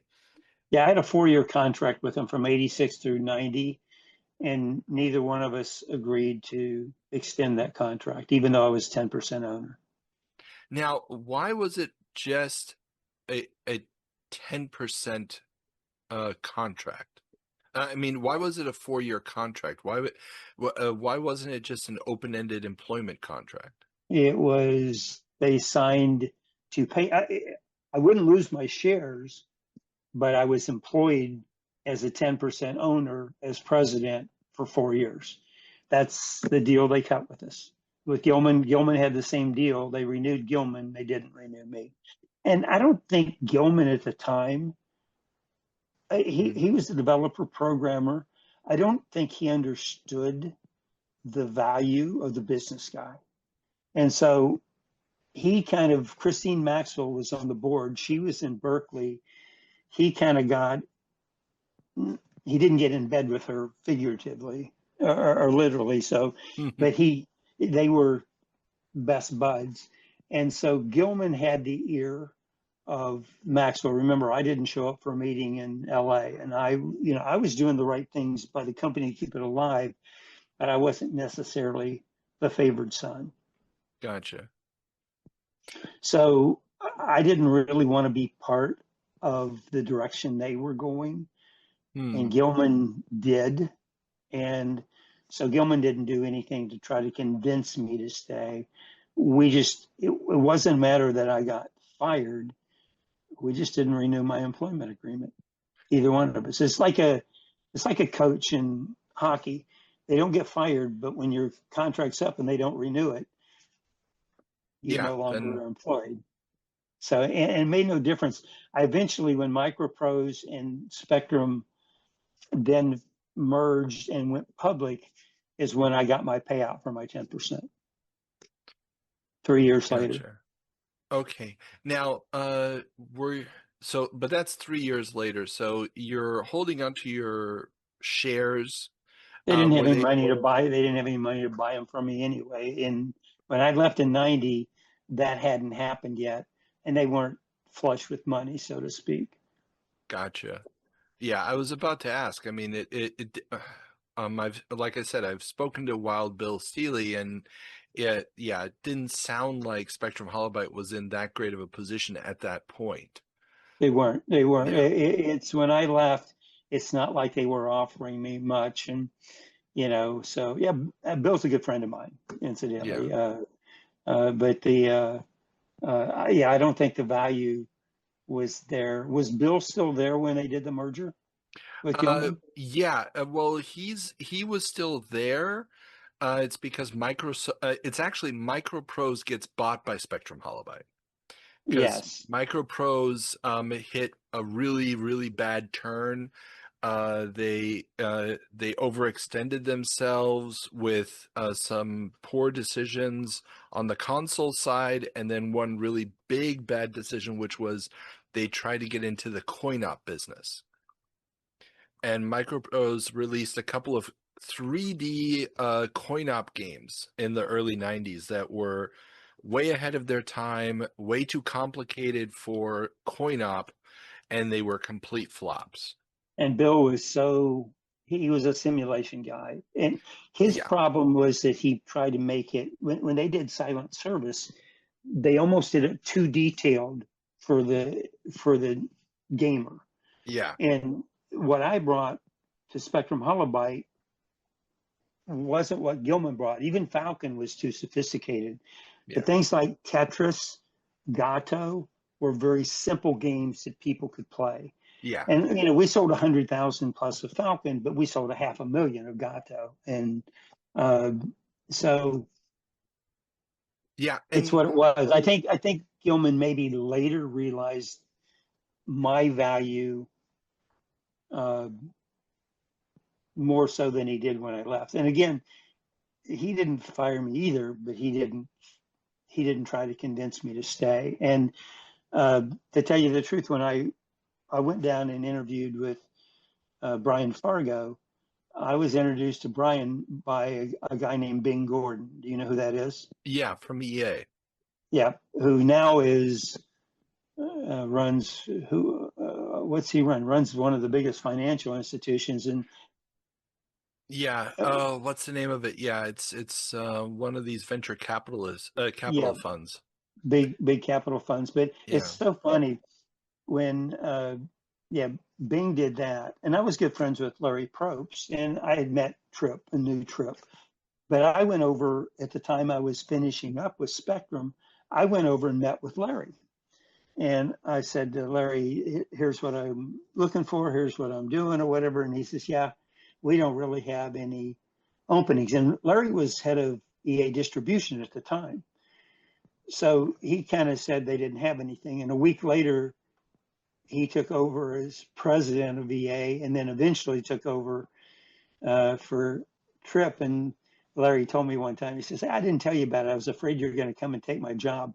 The difference really is Larry had his degree and master's degree in business, and he was he was at a higher level of sophistication in business than I was. I would have been fine at running EA distribution for him, but I was nowhere equipped to be CEO of an Electronic Arts, not at that time in my life. My ego may have told me that, but truthfully, no. I didn't have the kind of knowledge it would have taken for, a company like that. I was better off doing deals with BioWare and Parallax and the Descent guys and things like that. It's why somebody nicknamed me the Clive Davis of the video game world. I discovered young development talent, and and then I went back and looked, and he found Janis Joplin. So I thought, okay, and of course he was a big deal in the record business. Oh yeah. But No. but Legend. but you get that because you're a business guy. A lot of people wouldn't know who Clive Davis was. Yeah. The music people and things like that. So. Yeah, Um, it's a name that's come up several times because I've also interviewed people who started in the music business before transitioning into the Video video game game world. business. Yes. Yeah. And you get a lot of companies that started out in music that then also tried their hand at video games. So a lot of that stuff has come up in my research over the years. Oh, right. Yeah. So okay, so you're moving over. You're gone before Mirror collapses, right? Yes. Yeah. Yes. So I go at the end of 90 in December. I think I was the 25th employee. Rusty Buchert, who ended up in Sony later, uh, was like the 24th or 25th employee at Interplay. I was the 26th. But honestly, in November and December, once we decided not to renew, Spectrum kind of let me go. But my contract was good to the end of the year, so they paid me, but I couldn't take another job employed, so I couldn't work for Brian. So I did November and December as a consultant for him before I came VP of Sales and Marketing. okay. Right, So so you're coming in as the VP of Sales and Marketing. right. Now, what is your understanding as you're starting this? And you said you were already doing consulting work. So, what is your understanding of what this position is going to entail at Interplay at this time? Interplay is selling its game. They're a developer. They're selling their game through Activision, and their contract is coming up. So it was my job to go in and end that relationship and start a relationship with all the retailers and distributors at that time. And what Brian didn't realize is that what they did, Activision, was basically flood the channel with inventory.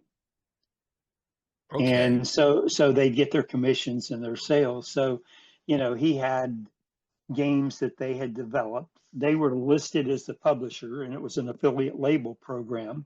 Mm. And it was Barge Tale and things like that prior to Baldur's Gate. And so I came in and met with the Activision sales team at that CES and said, they'll introduce me to all the buyers. And the trouble of it is all the buyers, when I go in, want to return all this inventory. Oh. And so I go to Brian and said, how much money do you have in the bank, by the way? He said, I got enough. We can take it. And, we were getting ready to ship Star Trek 25th anniversary that summer, and Kingdoms, kind of a castle. It was Castles, is what Castles, it was called. yeah. It was a early on game that the two we were shipping. So I had to go out and basically take either markdowns or returns on 4 or 5 products, which probably equated to I don't know how much. I want to say 50 to 75 grand, and but I got orders from various companies for product that we're releasing, and so the next 6 months until we shipped product, the returns kept coming and kept coming. And Brian goes, "Are the returns about done?" I says, "They'll end once we ship product. We got to get product out the door." And I said, right now, I've told them I'm only taking it for credit toward product. And they said, fine, as long as you're shipping in 60 days. So we ended up shipping a Star Trek or whatever. So I was running sales, and then Vince DiNardo was our marketing guy, and he came out of a computer game magazine there locally in Orange County with Johnny Wilson and Russell Sipe. And Vince worked with, I can't remember the I want to say Computer Gaming World, but I don't think that was right. But it was a gaming magazine. Vince came over, was running marketing, running ads. I was still living in Northern California, and I was coming down. I'd come down like on a Monday morning and go home on either a Wednesday night or a Thursday one week. And the next week I was on the road out meeting with all the distributors and stuff like that, because I was the only person in sales at the time. So, about a year later, when we started to get into the console business and doing Lost Vikings and other games, I brought on another person in sales, and then we brought another marketing person on later. So I really kind of became VP of sales, and I did all the original console deals. And then we started building up a team, and Kim built up a team. And at that point, I was still helping Brian doing all the third-party development deals. We'd been doing a lot of internal development deals, but we wanted to do external deals. So I transitioned over to the vice president of business development and gave up my sales. I'd already given him my marketing role, and then I gave up my sales role, and then I was full-time VP of business development, as well as ancillary markets. So like with Descent, I did license agreements with all the internet cafes so they could sell, license, and generate revenue, and they paid royalties to us for the internet cafe. So I looked at doing ancillary revenues with Interplay. Now that is an interesting question. So you were licensing it to internet cafes for multiplayer on-site gaming. Uh, Mhm. were you, uh, and were you actually selling then basically a commercial license for the Yeah, game as opposed to yes. a, and how did you come up with a pricing scheme for that? I just made shit up. I'm sorry, did you want me to sound more No, intelligent no, than no, that? no. I mean, trust me, it is a sentiment that has You been know, echoed by you virtually know, everybody I've ever you interviewed, but know, I'm always interested. so realistically, what's a house worth? So what's whatever anybody will pay for it, right? Bingo. What is the value of anything in life? It is what you make it, the value you make it. How much revenue are they going to make out of it? All right. I gave them Mhm. a discount on the $50 price point. I made it $30 and they had to pay a $500 licensing fee up front and they got it for a year. And then we renegotiate it in a year, depending on whether it was worth it to them or not. So I didn't do it where they had to do accounting or royalties up front. They bought the copies at a discounted price and they had a license for a year. At the end of the year, to renew it, they had either had to pay a license fee or whatever, and buy X number of additional copies. I don't think they had to buy copies after that, but they had to pay um, a licensing fee or whatever. And then I hired a guy in who ran that business. That business only lasted for a couple years. Hmm. We put Joe Goldwyn was the head of OEM, and they built up a 15, $16 million business licensing our games to OEM for bundles. So then in my contracts on the business side, I had to make sure we had bundling rights or we split revenues if a product was packaged with 9 other product, our revenue was split. So my job in business development was changing with what the economics were to generate revenue. I was about to say, yeah, this is a weird time when there's a lot of different ways of exploiting, or there's different things popping up, and you didn't know from year to year what was going to be big. So just real quick, back to the cafe, where that $500 license, that was a site license then. Yes, correct. Okay. Okay. So you basically had to be a chameleon.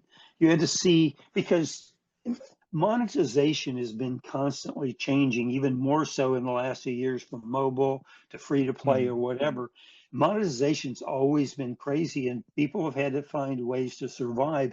It's why fewer companies carry the bulk of the business in the AAA gaming market because people couldn't afford to pay millions of dollars for development when brick and mortar was going away. So it's been a constantly changing business, and it's what So I've always said I've always learned more by listening than I have by knowledge. You had to see what was in the market, what was working for your partner. Then you had to devise something where you made money and they made money, as opposed to you making money and they make no money, because then they're going to go away. And it's better to create a relationship that's going to last for a long time where both people succeed. So you don't have to do 20 new relationships every year. You just do 3 new every year and hold on to 15 that you already created. It's a Yeah. smarter business model to win with the people you've been winning with than to try to make double the money by screwing them over and going and finding somebody new to screw over. No, definitely, definitely. Now, I do have to ask, this would have also marked your first time having to deal directly with console gaming. Yes, yes. In the early 90s, uh, dealing with Toys R Us, I basically went out and hired sales reps, and they Ah, already knew how to do console business. They already knew the margins. They knew that I could get net 30 instead of net 60 or 90 from Toys R Us with a 2% discount. I learned the business through my rep groups that were already in the business. I didn't, I think I don't know if it was CES at the time or whatever show it was. I had shows from the beginning to end and I had meetings every 30 minutes, but with nothing but sales reps before we shipped console product. Gotcha. And And what was console the was different because we're paying for a higher cost of goods. So you had to be smart about, what you did, and understood that you didn't want to take returns, but you potentially were going to take markdowns. So you had to hedge your bet on what those margins were.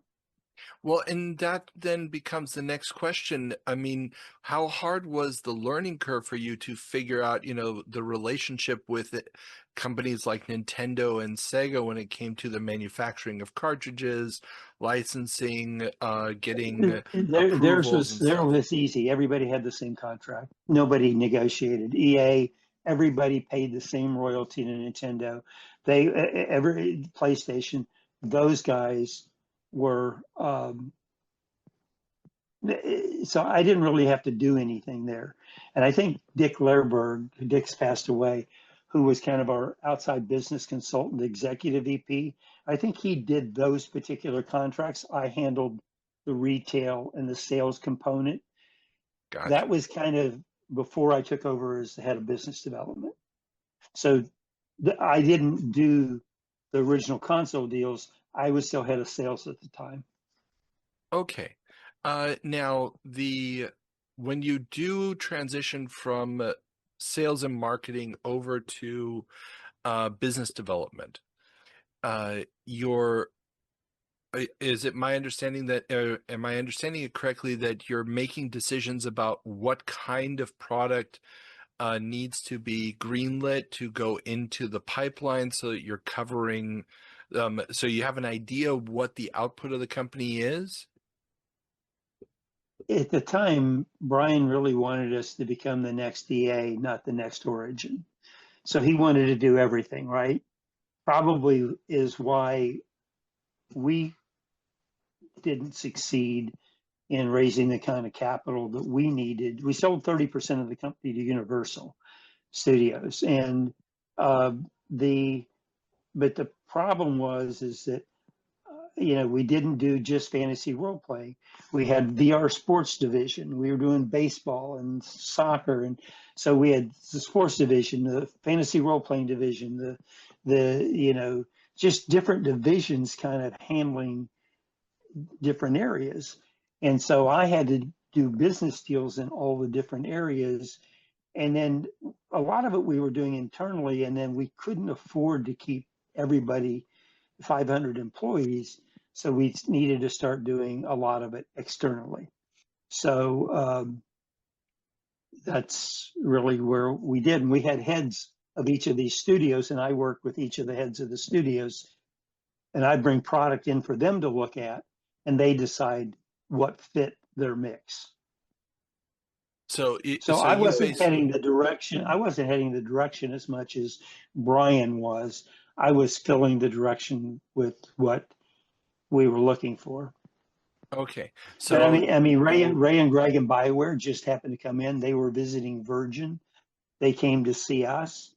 Uh, they had a robot game, and they didn't have all the fantasy role playing stuff. hmm, And Virgin was a bigger company. They took time to do deals. Brian and I flew their girlfriends or wives in that weekend and cut a deal on Monday. What we did was smart. We did deals quickly while the big guys put it through the green light. So Brian and I, and potentially one or two others, but primarily Brian, and he might have Alan Pavlish or one of the heads of the studios. Alan was head of development at the time, and somebody in marketing advised him. But at the end of the day, he kind of made the decisions. And I could bring a company into Brian and he could say no. And if I really believed in it, I could come back 30 days later and pitch it to him again if I really believed in it. And then he would listen and potentially saying yes. It's why I took the office beside Brian, because I always said I knew when he was in a good mood or a bad mood. gotcha. Now, so you have relationships suddenly with um, BioWare, with Silicon and Synapse that would later become Blizzard. Right. We own And 10% of Silicon and Synapse. oh, really? When Okay. Davidson came in and bought them originally, and I have to tell you something that I don't think I've ever told Brian. Davidson was interested in Silicon and Synapse, and they were trying to hire me to be the president of Davidson with Bob Davidson and Jan Davidson to Oh, kind of run it. And I beefed up the value of Silicon and Synapse, knowing that what they paid for it, we get 10%. So even if I went over, I'd win. And if I stayed, I'd win.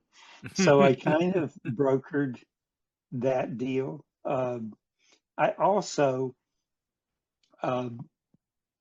was called to interview for the president of Lucas Arts Gaming, oh, and really? it was between me and Randy Komisar, and it was going to a board vote, and the head of the board said, "You'll get elected," and I elected not to go to that board meeting because I'd just been with Brian and Interplay for a year, and I wasn't going to get stock at Lucas, and I owned stock at Interplay.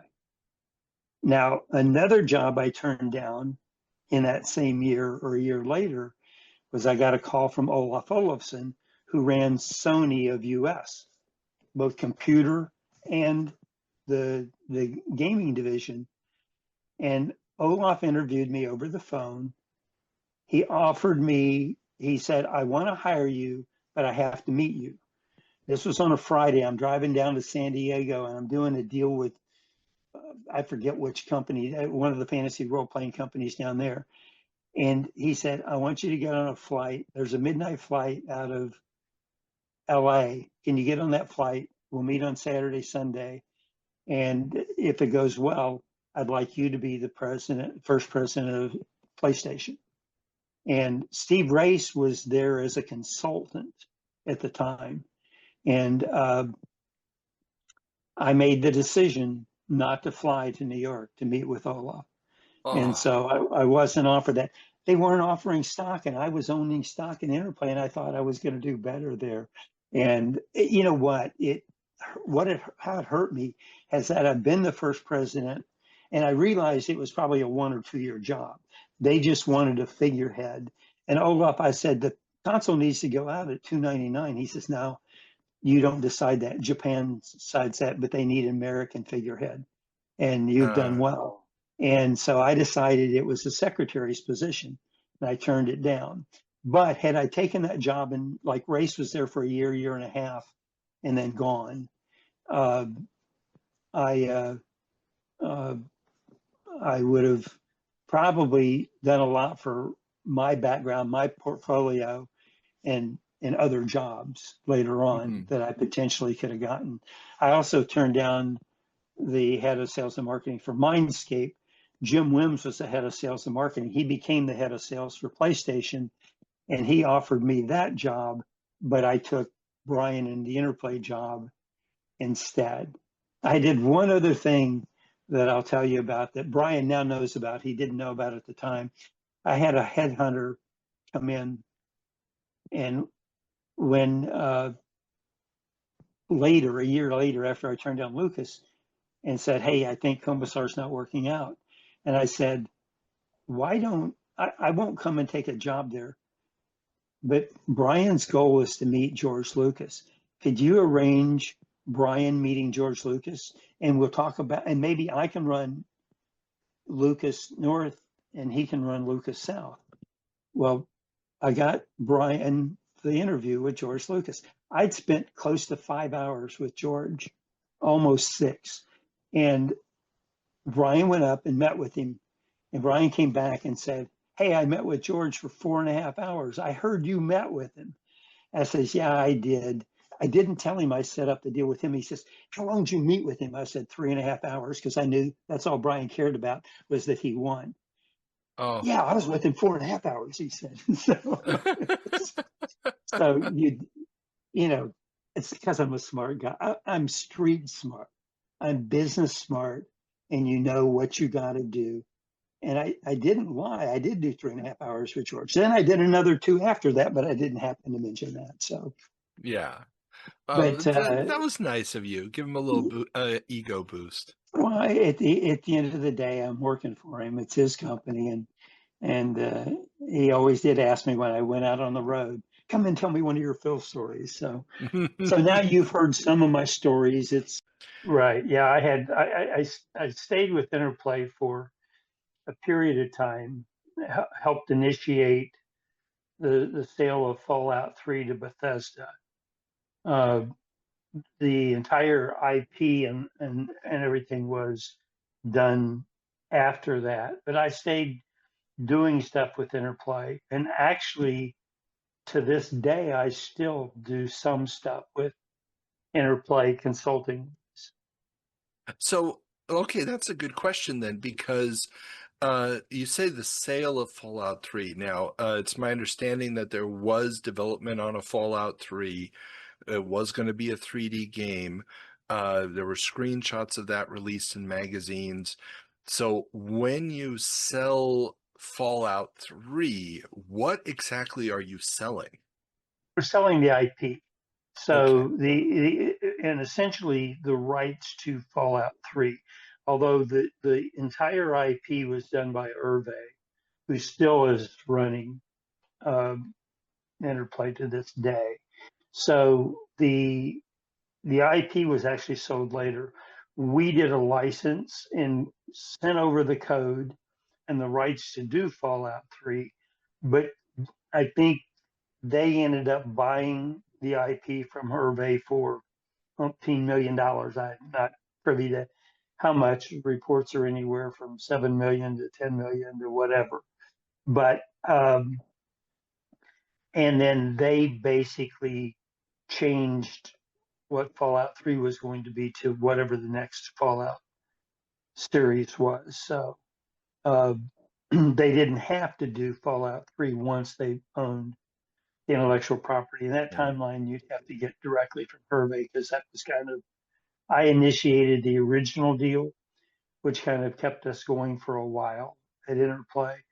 I helped negotiate down the debt, which was significant, to a very small amount.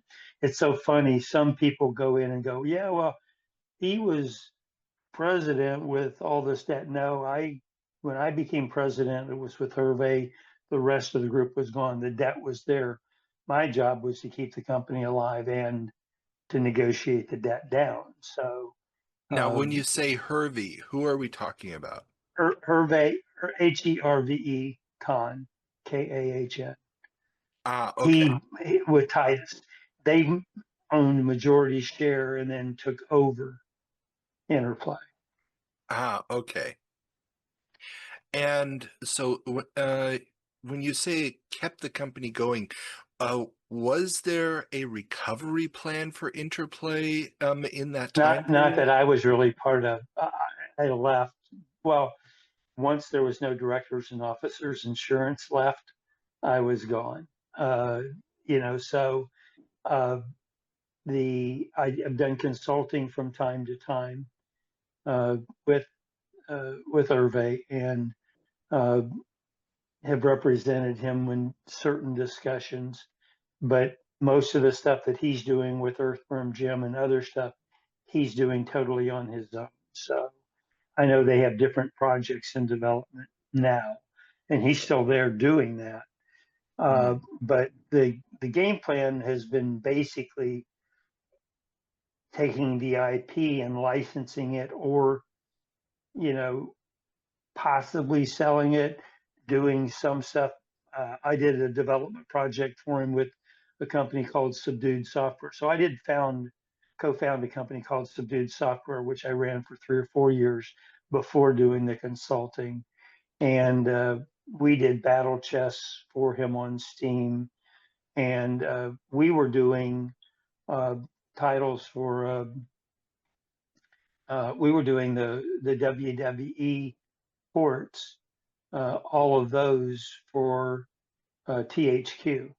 Uh, ah, and when we kind of wrapped up was when THQ kind of started going under.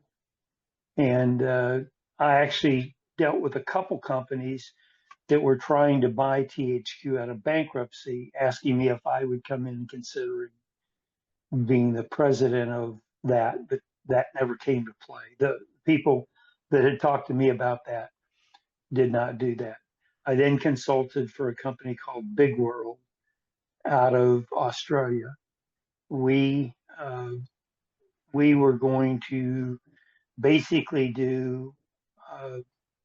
They had a back end and engine that they licensed to various companies for the massively multiplayer world, and we were going to take a lot of those particular properties that we'd license the engine to and do worldwide distribution. So I was president of distribution for the Australian company. We were looking at going public. We needed to raise like 20 million, and I think we went out and raised 10. So we said we weren't going to go. We then went back, flew into New York with kind of the grace of the people that we were working with, saying, yeah, we can get you that 20 million. And as we landed in New York and in the cab, Shearson Lehman Brothers announced them filing for bankruptcy. So our timing wasn't so good on that No, that definitely would not have been the moment to come in with a new startup. one. Right. Okay, so when that falls apart, what do you turn to? Well, I still did some some work with uh, those guys, and then I had a little company that I formed. We were just going to do mobile games with Mike Kennedy and uh, Paul. I'd have to look up Paul's name, but three of us started a little company that didn't go anywhere. We didn't put out any product. I think uh, we had a title we were doing called Chicken Shift. Uh, and it was a title that Nolan Bushnell had done way back in the day that had gone, the trademark had lapsed. And so we did a version of that on mobile and Mm. put it out on mobile, but it wasn't a free to play. And free to play was starting to come in, and we were trying to sell it for, I forget what it was, $1.99 or whatever. Just didn't go and didn't fund the company. So I left and was doing other consulting gigs for various companies. And Mike Kennedy came back to Paul and I and said, "Hey, would you consult for this company? I bought the rights to the Jaguar mold, and To and the Jaguar, the car brand, or Jaguar the console." oh, okay. So he brought the mold to that and said, "I'm going to bring this back. And by the way, I'm talking to Coleco." And so he went out, I guess, and did some kind of a uh, fundraise or whatever, or tried to do a fundraise for $80 million to fund the Coleco and got a Coleco license. And I said, if you got it funded and it exactly existed, I'd come in and license content for it. Never hired, never signed a contract, never received a dime.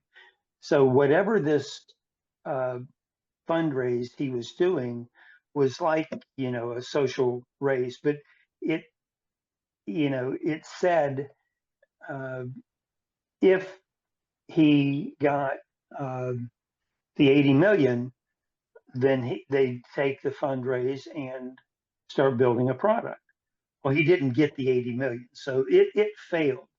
Uh, he got he got absolutely lambasted by uh, the the most people call it the cancel culture. I call it the cancer culture. It took him out of the business, took him out of doing everything, and he folded or whatever. But he went to he took money from his uncle and uh, like $30,000, $40,000, and he paid some guy $10,000 in Riverside to do this console, to do what The they were chameleon. doing, Well, the yeah, chameleon, the yeah. Coleco chameleon, right? And he didn't know enough about technology, but I think he took it to Toy Fair, and again, he had me listed as a VP, but I wasn't a VP. I never Mm, signed on. I didn't sell. I didn't do anything for him. Was never paid, and I didn't own shares. Uh, so he took it there, and evidently people discovered it was basically a Nintendo. I don't know what you call it, even like a uh, uh, EEPROM um, or some. yeah. It was an NES or Super NES on a chip. Yes, or something like that, Mm. that was running whatever he was showing. And he came back from Toy Fair and called Paula and I, and he says, "Well, I got Coleco on board." Evidently, that's where he signed a deal. And I don't even know what the deal was with Coleco. And again, it wasn't really Coleco. Somebody Yeah. bought that brand and that name. But he Mm. got all these people excited about it. He got crucified because he did this, whatever the crowdfunding that he did before, but he never raised the money for it. Mm. And, people go, he's a crook. He took all this money. He didn't take a dime, Yeah. but, It was Kickstarter. but So, social media killed him for it and said he was a, a crook and a scam. The only person that got scammed was the guy he had do this board that did this super whatever chip on a board that charged him $10,000, and Mike didn't know any different or any better. mm. I wasn't parcel to that. Mike came back and asked Paul and I to come and have a meeting with him. He says, "I'm going to go do a Kickstarter for this." I says, "You can't. You don't have a product." They said it was something entirely different. So he was going to do a Kickstarter. The only contribution I had with Mike was I talked him out of doing a Kickstarter, because I says, at that point, if what they say is true, you're screwed, because then it is a scam. So he decided not to do that. But in the meantime, because he did whatever, and I think we can go online and find what the other. It wasn't Kickstarter. It was some It was other Indiegogo. Yeah, so he moved from Indiegogo Kickstarter thing. to Indiegogo. No, he did Indiegogo. He never did Kickstarter, because I talked him out of Okay. Kickstarter. Ah, okay. He did an Indiegogo on his own and tried to raise 80 million, I think, and didn't raise anywhere near that, and that failed. So he never took that money out of Indiegogo. He later said he wanted to do a Kickstarter. He never did a Kickstarter because Okay. that he'd already been crucified at the trade show. He asked Paul and I what we thought, and I said, "Hey, I'm not part of this. You can take my name down off of anything you've got, and you cannot go to Kickstarter." And he didn't. Later on, when I was at Intellivision, some people got a hold of, "Oh, Phil Adam, he was part of that scam and he's part of this scam." So it's just really ridiculous. So I just quit talking.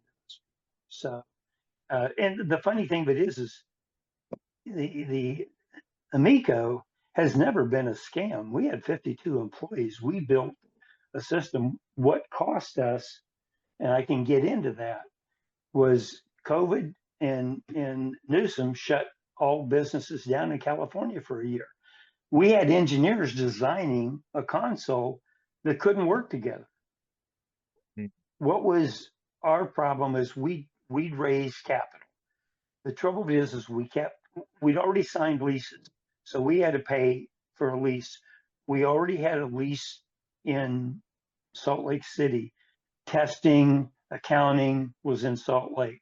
There were tax purposes, and what we got in rent was very good in Salt Lake City. But we're paying 52 employees. And the funny thing of it is me, as I was the sales exec, I was going out and getting the orders and getting distribution deals done and stuff like that, and I had to basically get orders for about 100,000 units. And we had a backer out of China that we paid over $1 million deposit to.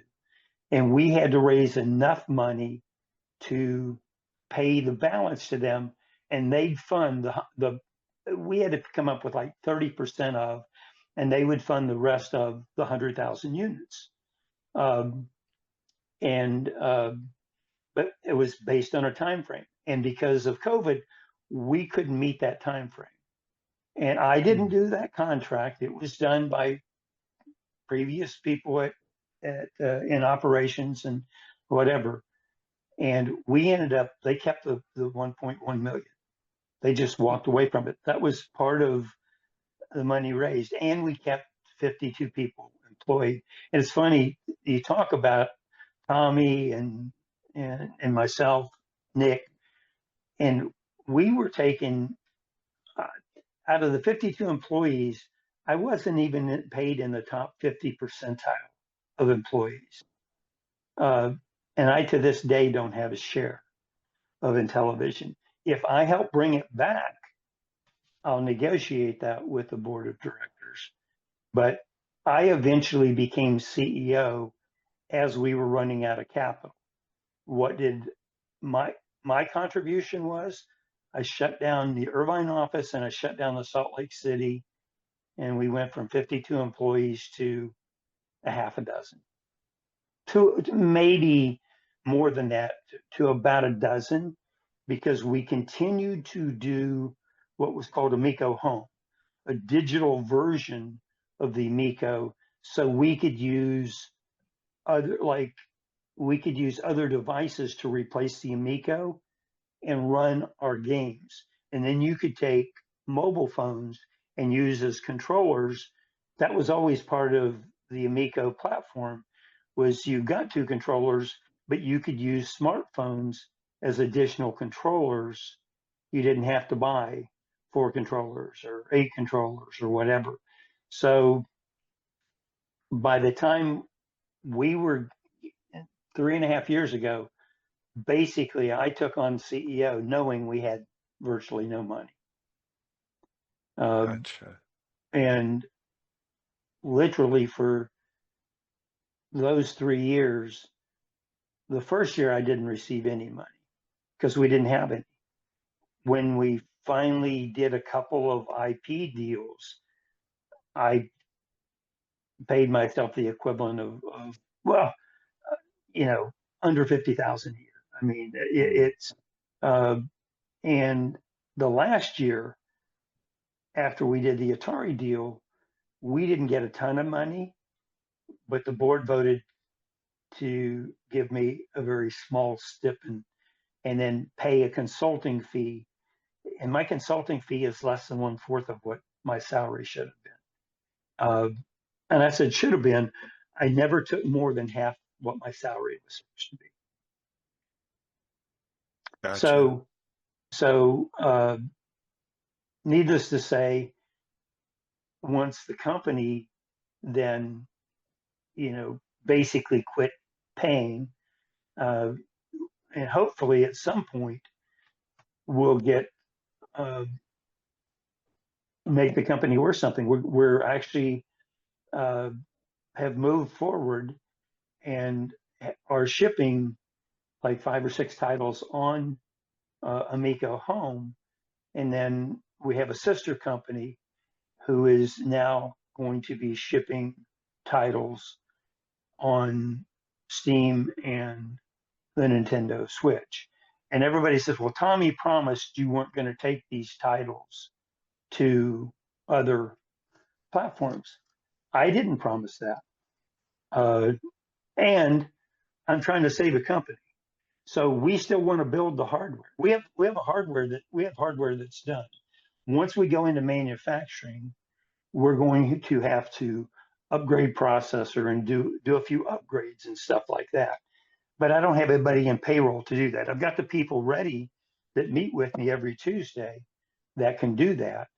but I also have a huge deposit on the capacitive touch material to build capacitive touch screens, which is basically an unbreakable screen for the controllers. And what makes Amico unique are those controllers in the ease of play. I mean, we have gone to various shows and we have videos of people playing those consoles. We had 15 people testing done consoles and playing games with them. Mhm. We just don't have any money to go to manufacturing. So what happened was we went to, and I will get you a copy. I'm just finishing, and I'm doing an investor, I'm doing a partner report to people who invested into Republic, which was investing into a public program to own shares of profit sharing from the Amico. They didn't own shares of Amico, but they owned in Republic an investment in the profit sharing. And so we took our product to a crowdfunding source called Start Engine. Start Engine was like a public offering. So you didn't have to have sophisticated investors. But just like any public offering, private or going public offering, it's open kimono. You have to say, these are all the warnings, these are all the crap that could go wrong. This is it. And the uh, cancer cult, well, cancel culture ate us alive. In the first couple of days, we'd gotten $60,000 in. We needed to raise 5 million so we could go into production. We were Hmm. ready to go to production. And within a week, they got a hold of this and it looked like what we were doing was a scam. I couldn't do that. So one of the first things I did as a CEO was I canceled the Start Engine program. So we didn't take a dime from Start Engine. But now we didn't have any money to go into manufacturing. Hmm. And the our manufacturing group out of China bailed on us and kept our 1.1 million. And I've gone over that contract, and that contract was not a good contract. It seemed like the deal they were offering was too good to be true. It ended up being too good to be true. So we got screwed out of over $1 million there, maybe $1.5 million, and had run out of funds basically. And again, uh, we went through an SEC investigation. SEC says you're clean. You kept people working. You ran through COVID. You had a finished product. You've had a product out on the market that people have been playing. You just can't go to manufacturing. You weren't scamming anybody. You built a console. So we weren't building a technology piece. We were building a console for family entertainment, no internet play, up to 8 users, family game night in the home. Can you imagine how that would have done had we been able to manufacture that by the time COVID hit? It Definitely would have would have been had a built-in market at that point. no question, no question. So we still have a console that's done, but all of our focus right now is tapping into the Nintendo to the Switch, which is what 180 million units. Plus, we're compatible with the games we're releasing, Cornhole, uh, Evil Knievel, uh, you know, the we've got a 200 million user base.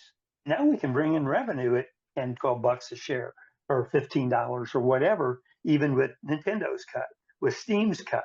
So we've just released some titles. We didn't get a lot of money from Atari, but what did we sell Atari? We sold them the Intellivision brand name. They can go back and do the original Intellivision console. They have all the rights to the original. Guess what we retained? We retained the rights to all Intellivision IP to do on the Amico and Amico Home, the digital side. So we can do all of those particular titles uh, basically our big win there was doing them royalty free. So we can do any of the versions that we do, and they don't own the rights to our version unless they wanted to license from it. I noticed the guys doing Breakout for us went straight to Atari, and realistically, we'd paid advances on that code. We could make a stink about it, but we won't. But we will get a hold of them to see if we can get an Amico version out of them. Um, and but what are we taking to Steam and uh, through our sister company, through the Switch, Cornhole? We're taking non-Intellivision IP that the Amico company owns, because we were doing other titles, i.e., that Finnegan Fox. We have other titles that we owned outside of Intellivision only properties that we can take to consoles. We've got a couple of others in development we haven't announced yet, and honestly, the next 3 to 6 months are going to tell a story. And we kept a little piece of money out of the Atari deal to market these titles. Different than a lot of individual companies doing Switch titles, they put them out to Switch and hopefully they sell. We have to let the market know we've got this family entertainment. Now, you could play Cornhole on the Amico home platform, and because of our controller, it's more adapted to uh, motion. So a little more cumbersome on the cornhole on the Switch, but we noticed that there's a little bit of a problem with it. We'll update that, and we're fixing that on the Switch version. But we're doing the darts game. We're doing a biplanes game that was not part of an Intellivision property. So we've got titles that we're taking there. And hey, if we're bringing in revenue of $10 to $12 a pop, and we're selling to 200 million units, just think if we sell 500,000 units, less than 2.5% of all of those units for those 5 titles, you add that up pretty quick. If you have 4 million units that you're selling, or 3 million units, you're at $10 a piece. That's $30 million. All of a sudden, you can go back and do a console. Definitely. And the first thing we're trying to do is we're going to try to build the controllers, because if you had the controllers that work with Amico Home, and again, Amico Home, you can use any smartphone to replace the Amico and hook up controllers and play our home version of the games. So do you know how many smartphones there are out there? And granted, now you have to have a smartphone or a tablet and an additional smartphone or two laying around that you can use as controllers. If we're talking to a couple major companies about building controllers, but what people don't get with the capacitive touch screen and only building few of those controllers, the cost of goods of those are not cheap. They're fairly expensive. And so those controllers are going to have to go close to $100 a piece. But even at the cost of goods, what people didn't get is people saying the Amico, the cost of goods isn't that much. It's not a high-end piece of technology. No, but you got 2 controllers with it, and the cost of those controllers were significant. Those 2 controllers cost probably as much as the entire cost of the Amico. And people wanted to see what the technology was in the Amico. What made the Amico different is it had 2 self-charging stations that you laid. People called it a foot bath. But you set your controllers. You always lose controllers. Where do you put them? You've got 2 wireless controllers that you set on top of the console, and it charges them. You never lose them. Always charging, Plus, you could buy plug-in, you could buy controllers, which we would have made, that plugged into the console that you didn't have to charge if you needed extra. You could buy additional controllers, but truly, because you had the wheel that turned like 360 degrees, when you played Shark Shark, because of that controller, you could turn on a dime. Now, granted, we sold the Shark Shark IP, and but we still retain the rights to it on Amico Home and Amico.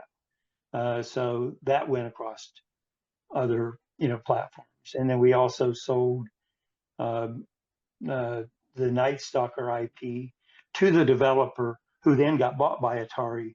But they still have to do uh, uh, Cloudy Mountain and Night Stalker will still be done on Amico and Amico Home. That was part of it, but now I didn't have to pay for the development because they're Atari property, and they're doing them across multiple platforms, which we can't stop them because we sold them the IP. But these were the type of things that we've done to keep development alive, to keep Amico Home alive, to keep the minimal number of employees we have alive. People want us to reach out and do this, do this. We don't have 50 employees anymore. We don't have the money to pay employees. We don't have the money to pay ourselves other than a minuscule consulting fee.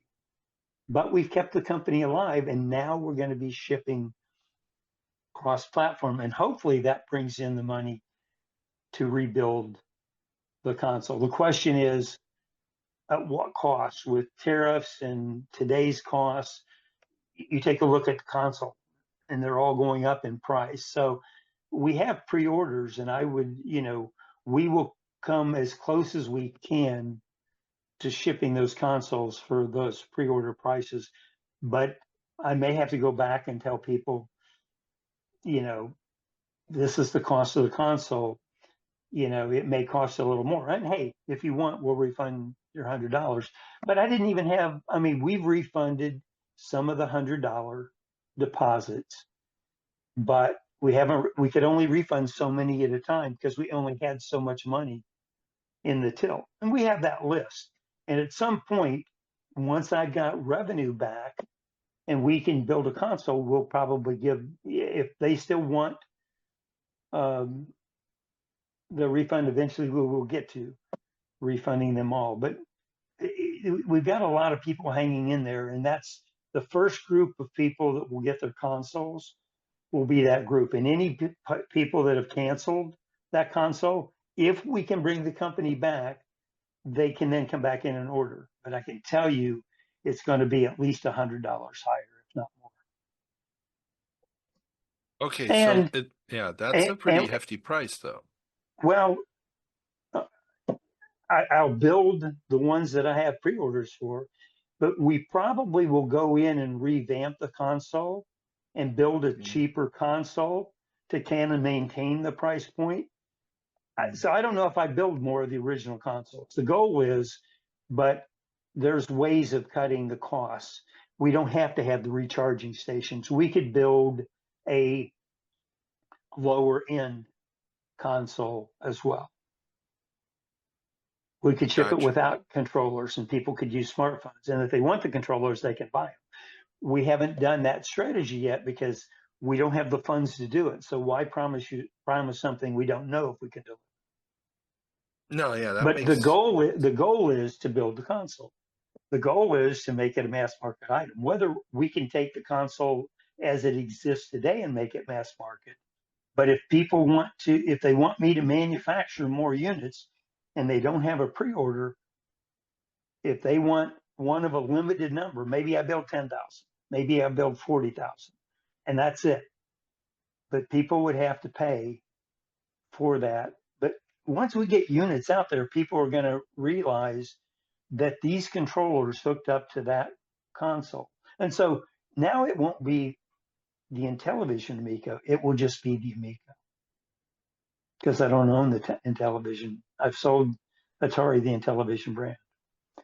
But we have kept it alive. We've kept the dream alive. Our goal is to ship a console. But in the meantime, I have to have I have to have capital, and I can't go out because of all the crap that was out there and do a crowdfunding source right now. I have tons of people coming to me saying, "Hey, would you consider, additional funding?" Well, I've got money I've taken from the Republic people. I need to take care of them in profit share, but they get a certain percentage of not only software sales, of hardware sales. And now that my cost of goods is almost as high as the amount I took for a deposit, guess what I can't do? I can't run a company and I lose money on every sale. So I don't really care if I lose some sales, but I can't ship units that that don't make money. At that point, I should just scrap the hardware, become a software company, and take care of my investors.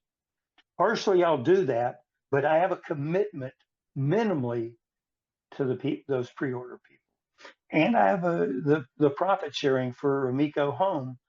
We decided, even though the Republic deal said it was Amico console software and Amico sales that they had profit sharing in, but the revenue I'm getting off of the digital Amico Home platform, I will be sharing with those Republic investors. And it's not a lot of money right now, but there's an awful lot of smartphones out there. So I think we're looking at partnerships with smart TVs to where maybe we bundle our digital software. I'm trying to talk the smart TV people into maybe building controllers with me so they could ship the Amico home games along with the controllers with their brand name on it. Haven't done a deal yet. In discussions, no promises, but these are the type of things that we've been trying to do. And, people do worry about their $100 deposit. I've got investors that put in a couple $100,000 that I work with every day. And my commitment is to make the Amico company worth something to my investors, worth something to the people and our supporters in the Republic deal. And so why did I move out of California? I couldn't afford rent anymore. I moved into, and I'm not going to say where, but I moved into a room with family that I paid minimal rent from. My wife came back to Europe and works full time. And if she wasn't working full time and I was drawing a little money through Social Security because I'm an old fart, I couldn't do this. I couldn't do it because I couldn't do it on the minimal amount that I'm paying myself. And ultimately, if it fails at the digital side and what we're trying to raise through whatever, uh, the back pay I have for 3 years goes down the tubes. If we went belly up, I'm not going to get a dime for it. So, and right now, I only get shares to compensate if I make the company worth something, and I'm trying. So I'm very open kimono, very straightforward. This is what happened. Um, people. Somebody said to me the other day, "Your only problem is that you supported Tommy Tallarico, and he did all this stuff wrong." He didn't do anything wrong.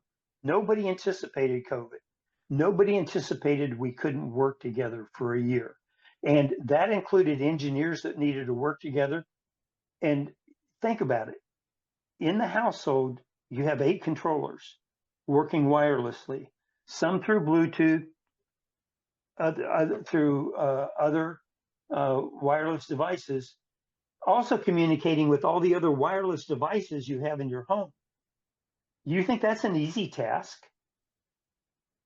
No, And that's we talking about fairly inexpensive engineers working on this. I had the monetary system. We were building the back end. We had all these people in place. What did we possibly do wrong? We probably should have laid off staff sooner. We should have probably maybe closed down Salt Lake sooner. But I think we thought, we didn't know how long COVID would last. Nobody did.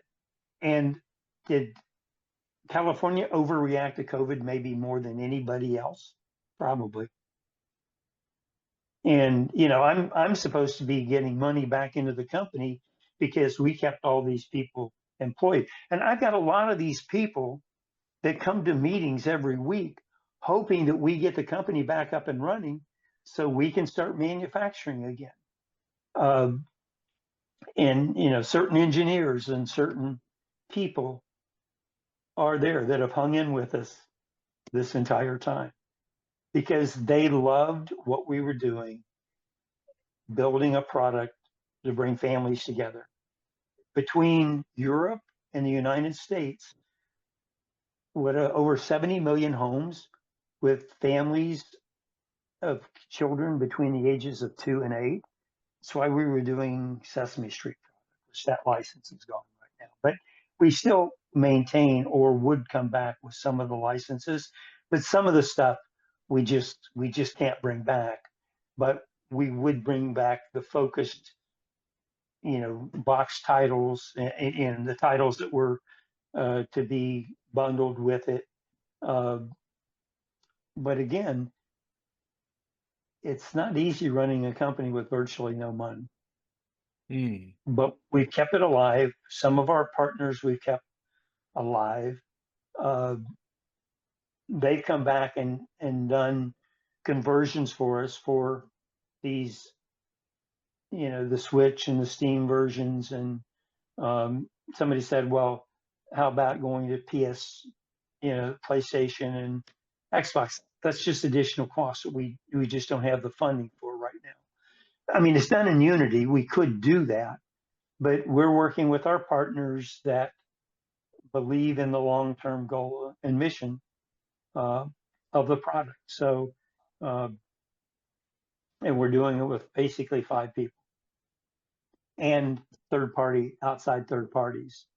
And not all those people are taking any pay, but those of us that are working 30, 40 hours a week, talking to investors, taking care of all the financials, the tax stuff or whatever. We're working through it. And again, the major investors that put the most money in, I talk to on a regular basis, and they're kind of hoping that we can pull this off. And, the Republic thing was different.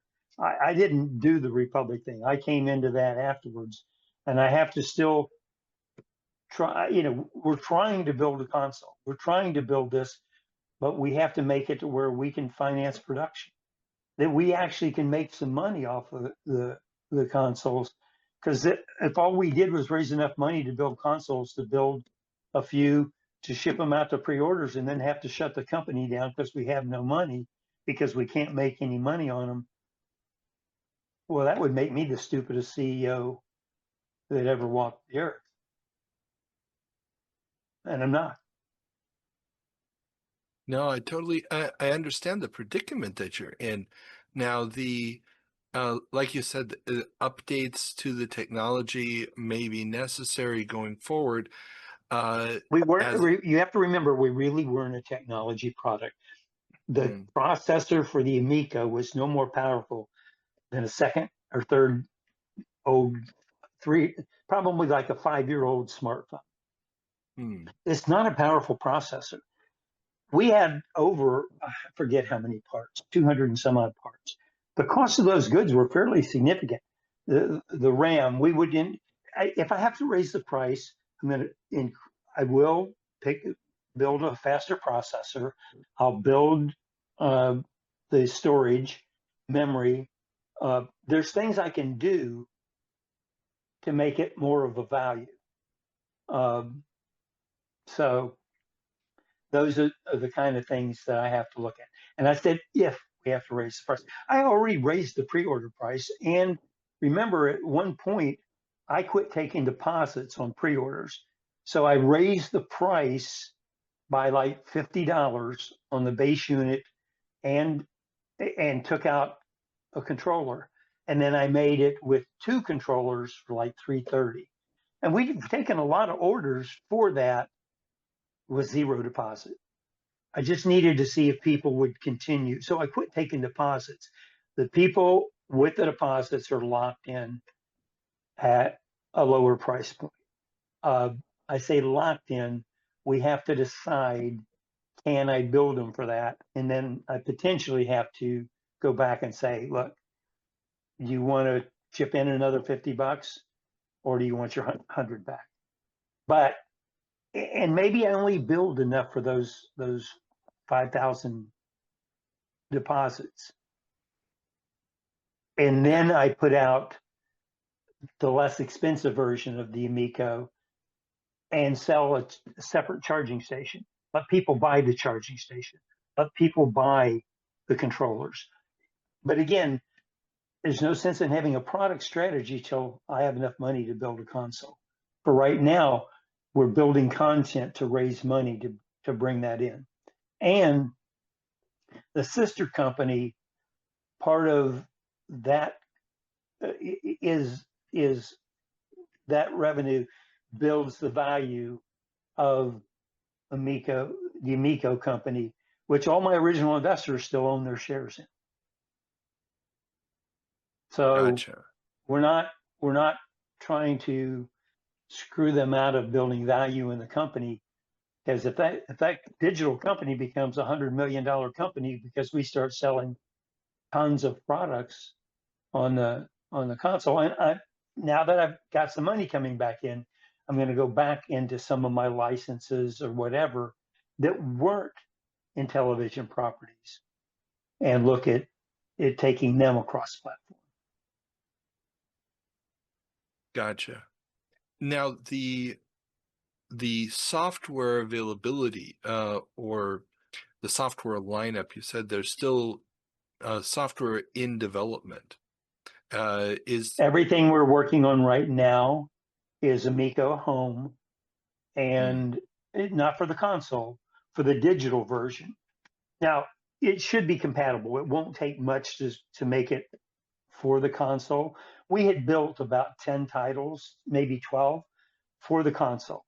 And that's what the YouTube, the people who had consoles on the YouTube that were testing it, were playing done games. We're playing Cornhole. We're playing, Evil Knievel. We're playing Finnegan Fox. All those, but now we're building them for not only the Amico Home and making sure they're compatible there, which we've got 6 or 7 titles out on Amico Home. Some of those titles that aren't in television IP that we have, we're shipping through our sister company on the Switch and Steam. okay. And so the path forward looks like it, if you're going to do hardware, you're either going to have to figure out a much cheaper way of manufacturing it, or get this Well, software selling. if I get software selling and I bring in 5 million plus in revenue, I've got some partners I can go to that will help me build consoles. So I don't need 30 million to build consoles. I need to build controllers first. If I can build controllers, our market can take off from there. We can start selling controllers. We can decide what we want the controllers compatible with. It will be Amico Home and our digital versions first. But you could play those potentially on a Samsung Smart TV. Buy a couple controllers, download the software, and play it through that. Right now, there is a $30 Android device at Walmart that you can buy that would take the place of our console. And you could then hook up 2 smartphones and play our Amico Home games today. People are playing and buying Amico Home games today. And now, so there's a solution out there that's only $30. And eventually I can build like an Apple TV type device for under $100 that I could probably sell for under 100 that that would allow you to maybe hook up a charging station and and you know, you can get controllers, but you'd have to charge them with with some other device, just plugging them in and charging them like any place else. Or eventually we could build a charging station. I've talked to various partners about building those kind of things. All take capital. Okay. And so this would be basically the backdoor way of getting the controller out and then having a market for the software. Correct. I mean, there's a market for the software now. You just have to use a Hmm. smartphone as the controller. And remember, it's a touch screen. And so we already have a controller. We already have a controller mapped out that mimics the Amico controller that you can use right now for our software on our Amico home. All you have to do is hook it up via wireless, and you've got a controller. Our controller app got, you know how much it costs to download our controller app? Oh, it's free. What an amazing thing. Yeah. Aren't these the guys who scammed us? It's free? Oh my gosh, we're charging $14.95 for the software. But if you bought the boxed editions of certain software through Android, through Google, we gave those people a free code so they could download the software and play it immediately. All they had to have were smartphones as controllers, and then some kind of device to play it. But that's free. Now we got, and granted, you could take another smartphone that you already owned and use it as a console. Or if you want a separate box, you don't have to go buy an $800 smartphone. You can buy a $30 device at Walmart that replaces the Amico, so you can play the games. Have you It's tried an end. It's an contacting Have you tried contacting the makers of that device to at least get like a link to or some kind of cross promotion going? have not yet because we just gone through. We have 4 people. Hmm. I don't have a lot of bandwidth. We're trying to deal with the developers. We're trying to build content. I'm dealing with investors. Uh, I don't have a lot of people to do that yet.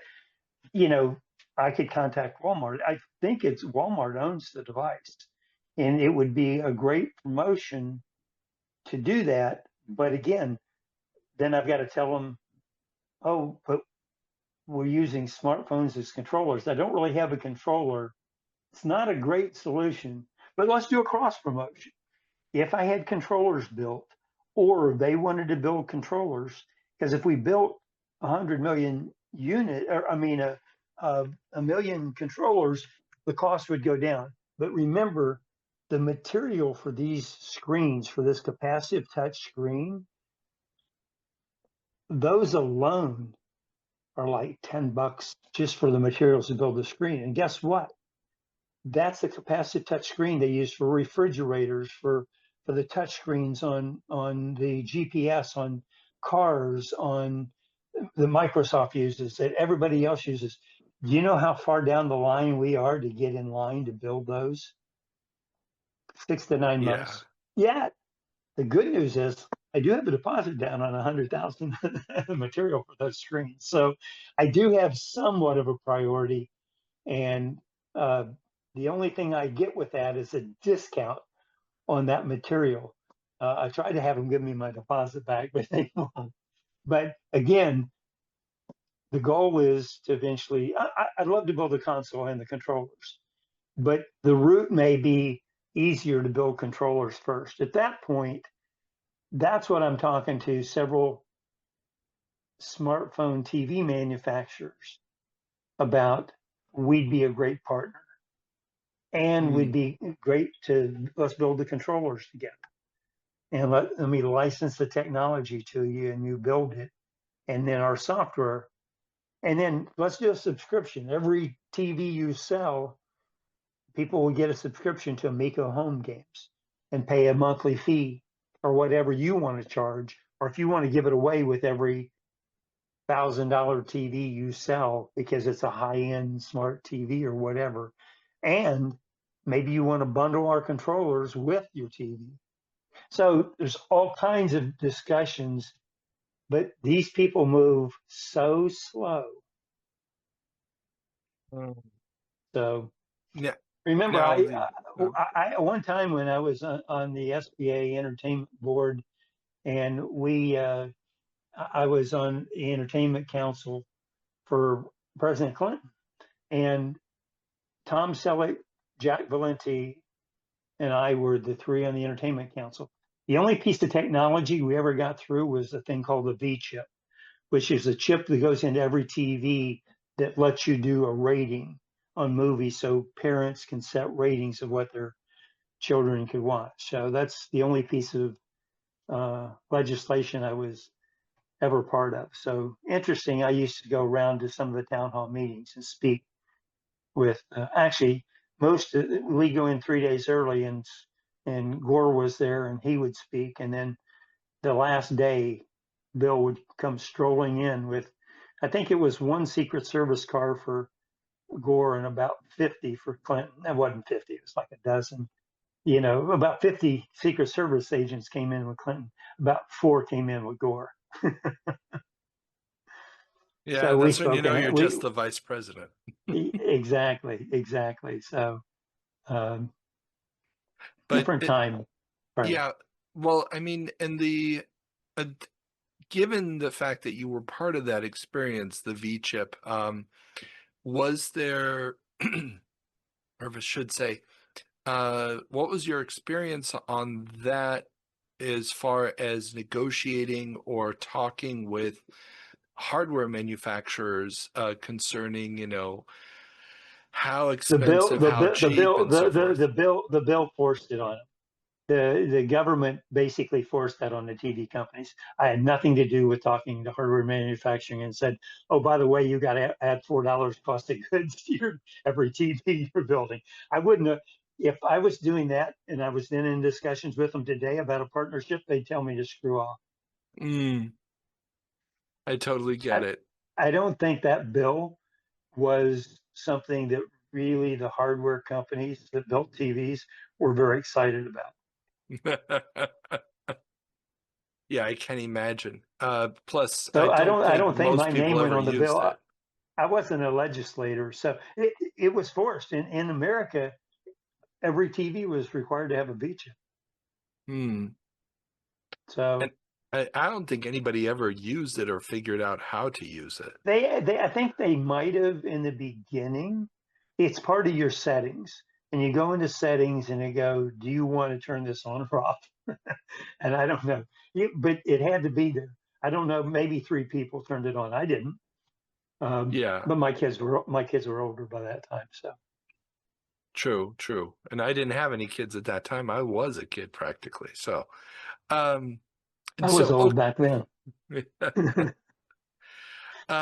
So now the just looking at those two projects, and I guess this really comes down to this era of number one retro games, this era of hardware platforms, and I guess the euphoria around crowdfunding as a means of making projects a reality in the era of the Raspberry Pi and so forth. Uh, Looking at the two projects you were involved with to lesser and greater extents, um, would you say, and I think I'm reading into what you've said so far, but would you say that the whole idea of using crowdfunding for hardware is a non-starter no matter what you do? It has to be funded with real investor capital in order to even stand a chance. I think without question, the cost of manufacturing is so expensive, and I never really got into it with Mike and the Coleco Chameleon. It was something else. All I knew is he bought the Jaguar, and then the next thing he calls me and says, will you consult and buy content for me? I licensed the Coleco name or whatever. I didn't even really know he went out and did this Indiegogo program until later. Somebody told me that he tried to raise 80 million. Mike never told me that. All I knew is he licensed it, and would I go in and do consulting work as a to license content for it. You have to understand, my background with Spectrum Holobyte was PC games. And then Nintendo and Xbox and PlayStation. I really didn't have a huge resume in retro gaming. My first game that I ever played was Star Raiders on the Atari 400. My buddy owned one. And if you look at my first game at Spectrum Holobyte, Gato, which you went around different quadrants, is the kind of the same thing you did in Star Raiders. Mm. So my gaming experience was Gato, which sold 500,000 pieces, which was a compiled basic line drawings. I invented the first boss key by putting a fake spreadsheet in there. We did some pretty cool things with that. My partner in that company built a 3D hardware board. And so when we sold to Mirrorsoft and the Maxwell company, I merged it with Gilman Louie's company, Nexus, in the Bay Area. Gilman and I became president and CEO. And Jeff went off and was funded by a French company for the hardware company. He split off. So just myself and Gilman were the two executives there. So when Mirrorsoft and Maxwell bought Sphere Inc., which we did business at Spectrum Holobyte, Gilman and I were the only other two shareholders outside of the Mirrorsoft company owning 80% of it, and then Gilman and I each had 10%. So that's how we did that. And that's when we did Tetris. That's when we did. I'd met with Admiral Cressy at the Pentagon, and we were doing a partial. We had Falcon and F-16 product, and we were doing a partial task trainer for the military. So Gilman couldn't be involved in going back and forth to what was then Communist Soviet Union, because he was doing the Falcon project that I had started with a company called Perceptronics, which was a partial task trainer. And it was an F-16, but we put these trainers on boats that F-14 pilots or whatever, the 2 or 3 days they were going to sea, they could keep their training up to speed, even though they weren't flying an F-16. We had built that. So Gilman had certain clearances he had to have, I didn't have to have. So that's the only reason I was kind of allowed into communist Russia, although I still had to do it by invite. Gotcha. So I kind of, Gilman and I reminisced, and people look at Tetris and think, oh wow, the different screens and the Russian artwork in the background and the Russian theme music, all that was done by our company, Spectrum Holobyte. Alexei never did that. He had blocks falling. He didn't even have a scoring system in his original version. So we basically took a version, and when we were negotiating with Robert Stein and this whole thing of the Tetris rights getting convoluted to where Hank got them, and the movie was about Hank, we'd done Tetris 2 years before, but our sister company Mirrorsoft did the contract through Stein.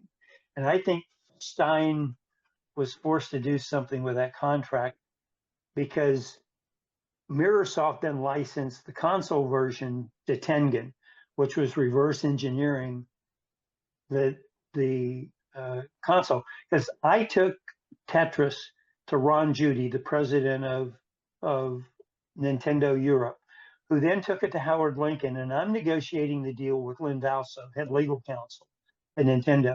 And they turned that over to Peter Bellotta in the UK. And he said, well, then Peter let us know he licensed it to Tengen. We'd done a deal with Hank for Japan. And so, unbeknownst to me, Gilman had to call Hank and undo the deal. So Hank, being a Japanese, he was an American Japanese dual citizenship, was able to go into Moscow, got a hold of Stein, the same person that was Jim McConaughey's friend, licensed to us, and found a loophole in the contract hooked to TVs. He was able to get Elord Programa to sign a contract with him, and those TV rights became anything hooked to a TV. It's a different version. Remember, there was no trademark law between the Soviet Union and anybody outside that. Maxwell was friends with Gorbachev. You know, there's Maxwell, another name that comes into play that, you know, cheated all the UK people out of their inheritance or whatever. If Maxwell's son would have secured the rights to Tetris, that value in that company would have taken care of all those people. I want to say Hank snuck in. Hank started the development, fell in love with Tetris. If you look at the comic book, I introduced Hank to Tetris at that same trade show in Vegas that I showed it to Ron Judy. And actually, I just told Ron Judy about it. And I told Ron, this is perfect to be bundled with the Game Boy. Hank takes credit because he went to the president of Nintendo Japan, who he knew, and got them to kind of take over the deal. And hence, he takes credit for doing the license of the Game Boy. Maybe he did, but it had to be after I had already convinced Nintendo of America to do the deal. I don't think that's coming out in Hank's new book. I'm not sure Hank even mentions me in there. So, in the Tetris book or whatever. But you can go back to the original BBC documentary, and Hank wasn't mentioned because Tetris was already winning SPA's Game of the Year 2 years prior to going to Nintendo. Oh yeah, definitely. I mean, it So was already huge at that point. yeah, it's yeah, Hank should fund my Amico company, but maybe he'll see this on your podcast, reconsider. But Hey, it's so come funny on. Help. when I'll publicize it. It's not a problem. But somebody said, I don't trust you, Phil, because you uh, you don't you're friends with Tommy Tallarico and you don't hold him responsible.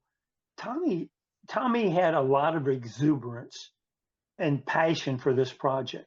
It's what was making it happen. And he still believes in it today. He's part of the group that's left that and is working on the products themselves. But you know, he went through his dad passing away. So when I took over CEO, the first 2 years, Tommy really was not involved in keeping it alive, doing the deal with, you know, Atari and a couple of the licenses and selling off a couple IP to kind of keep it going were me and business development and our technology guy.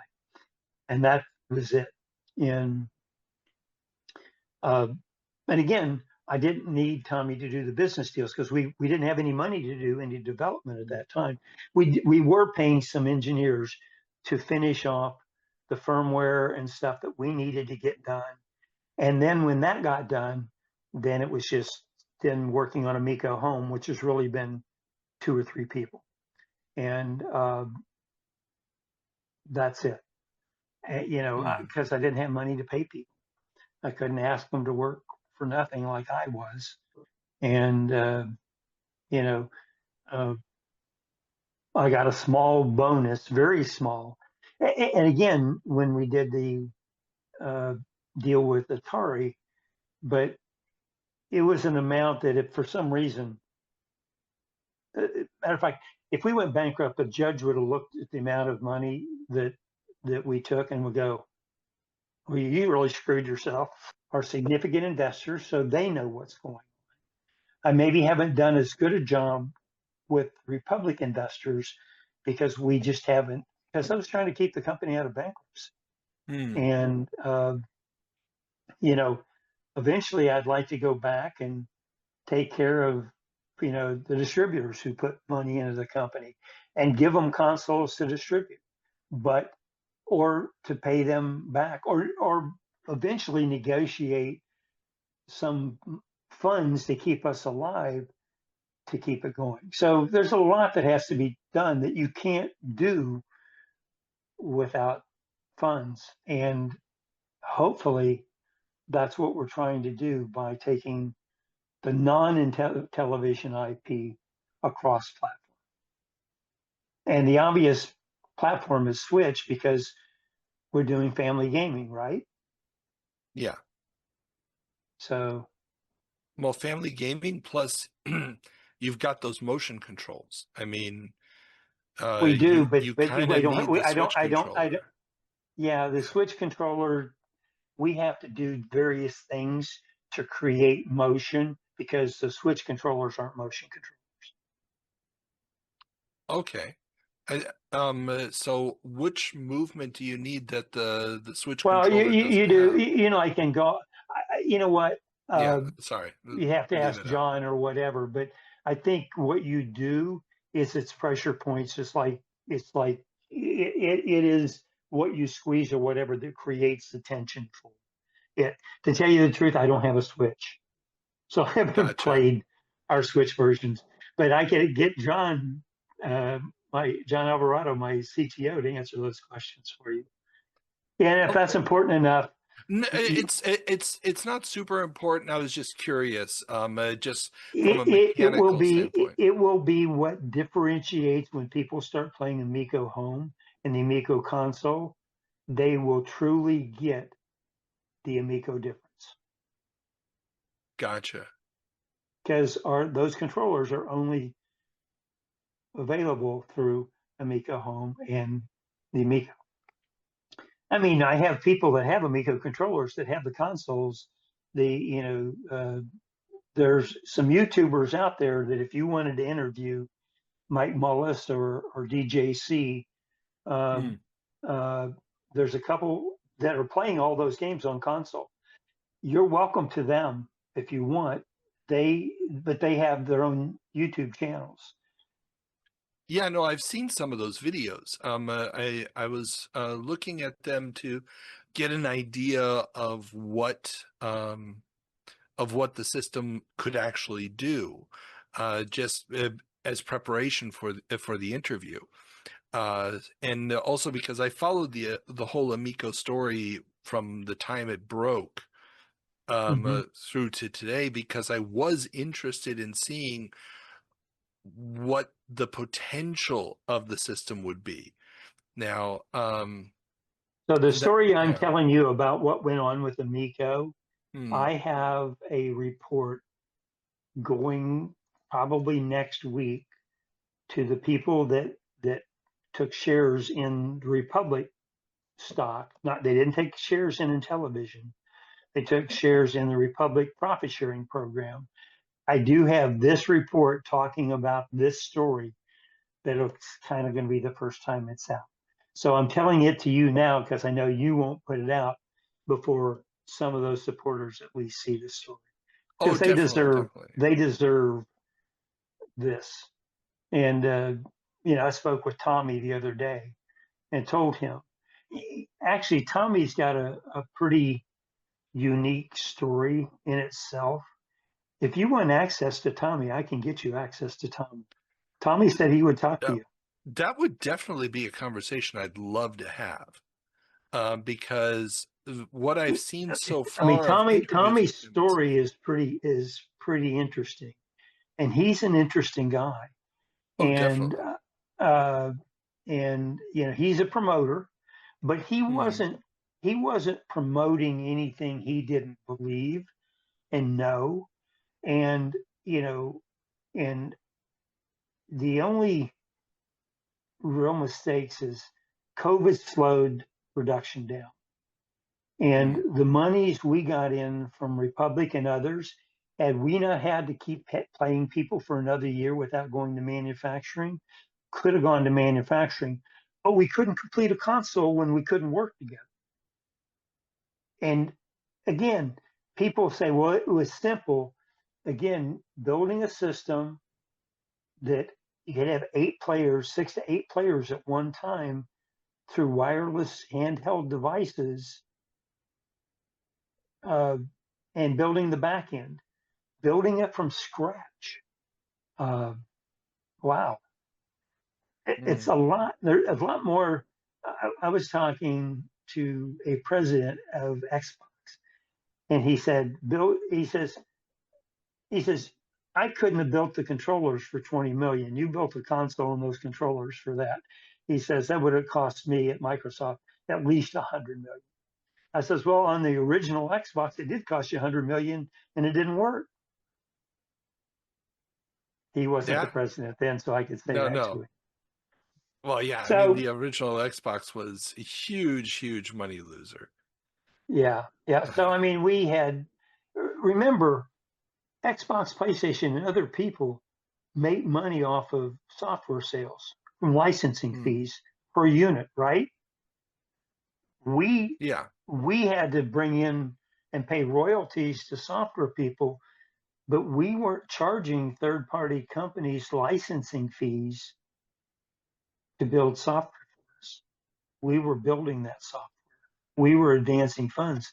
So we sold the software. It was our IP that we owned, but we weren't making. We were covering all the costs of development. For Nintendo and Sony, you paid for your own development and had to pay them a licensing fee to sell on their system every single piece of software. So even if they're selling their hardware for no profit, they made millions off software sales. They made 100% of the revenue off of their own product, but they made $3 to $6. I think it was like $6 a unit licensing fee that they make off of every piece of software sold. Well, and that's another interesting question here then. What was the status of negotiations for third-party developers for the hardware um, uh, before the before COVID? So going into I'm COVID, sorry, the for hardware. back when Amico was going to be a hardware platform, Yeah, and gets announced as such, is going to be a was hardware platform, but but is sorry, yes. yeah, Uh, well, I mean, because right now you've got Amico Home as a software. So you're yeah, right now we you're do. yeah. So, but when before COVID hits, what was the status of negotiations with third parties to get software, or was third party software We never didn't. contemplated? No. We no third party software. We owned Okay, 100% of the software. okay, So all of it was yeah, in television license and television properties that we subcontracted developers to develop for us. And we had some product that was not in television IP, cornhole, others, where we paid for development, and those development were advances against a certain amount of royalty. okay. Now, Standard publishing model that I'd been doing for years. It's what I mm, did my entire life was yeah. business development. And was there a specific reason you decided not to allow third parties onto the platform, or didn't pursue third parties on the platform? We were trying to sell all the software for under $10. What what company in there? What third party? Who was going to go build 30-party software or for a console that didn't exist, didn't have an installed base? EA would have fucking laughed me out of the room. Anybody would have laughed me out of the room. How would any major publisher develop for a console that didn't exist? Trip had to pay people to develop third party for 3DO because he didn't have an installed base. Yeah, that's true. And so the just thinking through, and the hardware specifications, or the specification goals that for the console, and obviously I'm just talking pre-pandemic, so before everything gets Yeah, shut down. just so you know, nothing has ever changed. Whatever the Oh, specs were okay. for the original hardware is still the spec for the original hardware. We might have to update processor and go with some new parts because the others you no longer can get. But people have to realize what Amico really was is a family console. We weren't selling a technology piece. We were selling something so unique that made it so the family and everybody could enjoy and play. Easy to play, plug and play. You had a controller.